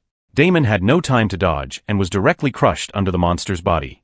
The horn flute in his hand was also thrown away. Pablo looked at everything before him in disbelief. Then the sea surface was broken again. A white young dragon rose into the air, but quickly transformed back into a child's appearance. Fighting in dragon form feels much better. At this time Iroh noticed Damon nearby, who was reaching out trying to get back the horn flute. But the next instant a small hand directly picked up the flute. Is this the thing that can control monsters? Curious Iroh wanted to try how it controlled them. But the next second the flute directly cracked. This stunned Iroh. If I glue it back together maybe it can still be used? But before he could finish speaking the flute had turned to fragments. Meanwhile the monster that lost the flute's control went berserk. Then directly charged toward the city center. It was originally a monster from the deep sea, yet now it was rampaging in a human town.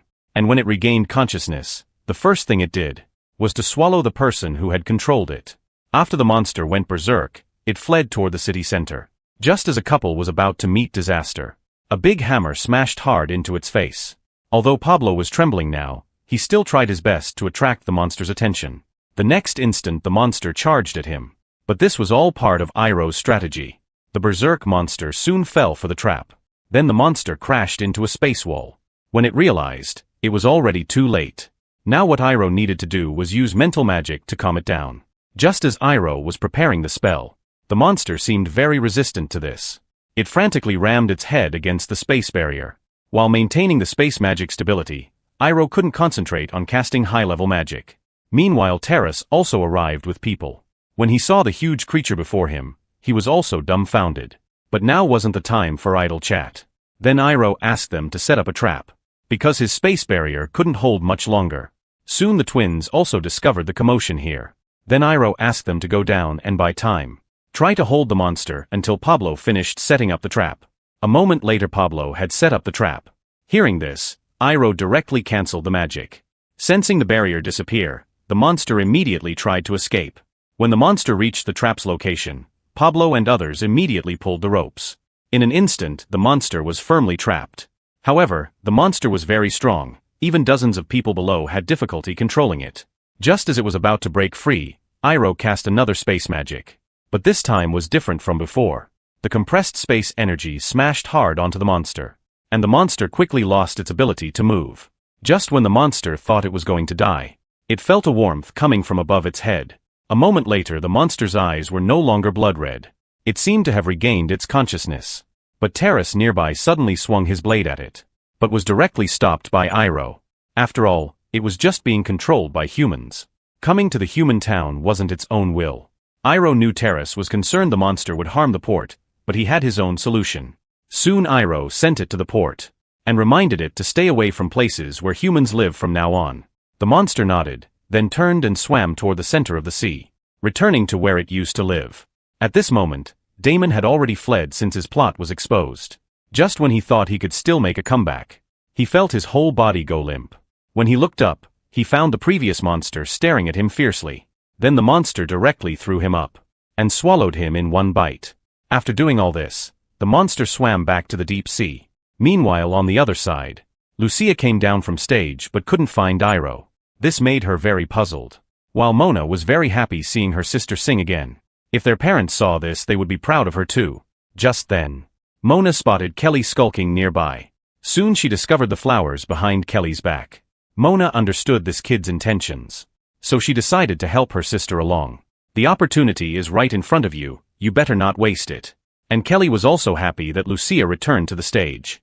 This time Lucia didn't resist like before, but directly accepted the flowers, because she also knew Kelly's feelings. Iroh quietly watched all this from the side. Now leave the remaining time to them. Scene changes to the next day. Iroh's group finally waited for the ship to the autumn continent. It was time to bid them farewell. Mona was very reluctant to part with the children. Pablo felt very hurt nearby. How come no one comforts me? And Mona also hoped Iroh would come back to visit them when free. Seeing Mona crying streams of tears, Iroh could only agree to their request. Then Lucia hugged him tightly, and thanked Iroh for his help. Without Iroh's help, she didn't know how long it would take to walk out of the shadow. Suddenly Iroh felt a cold killing intent from behind, and he took the chance to deepen Kelly's impression. Sister Lucia's embrace is really warm. Then Kelly threw the box in his hand to him. When Iroh opened it, he found it was Saran's tears. But what puzzled him was there was also a ring. It turned out that to thank Iroh for helping Lucia, Kelly gave him his family ring. It could provide help to Iroh in many places. Before leaving, Iroh couldn't help but give him some caring words. But this guy just couldn't lower his pride. And Terrace also came to see Pablo off. He knew these kids weren't ordinary people. After all, who could beat up monsters at such a young age? While Pablo could only say they were children of distant relatives. Terrace didn't ask further, because he knew it involved many secrets. As the ship sailed toward the sea, Iroh's group set off on a new journey again. And Carrie only then thought to ask Iroh where they were going next. From now on we're going to the Autumn Continent's island, Monty Island. Then we'll cross the Autumn Continent by land. Then she asked Pablo how long it would take to get there. But Pablo remained silent. At this moment Pablo was seasick with barely half a life left. Iro felt helpless about this too. He didn't have any medicine to treat seasickness. Then he placed his hand on Pablo's back. Perhaps mental healing would make him feel better. Soon Pablo fell into a drowsy sleep, and Iro let him rest here for half an hour. Just then, a man quietly approached behind Pablo.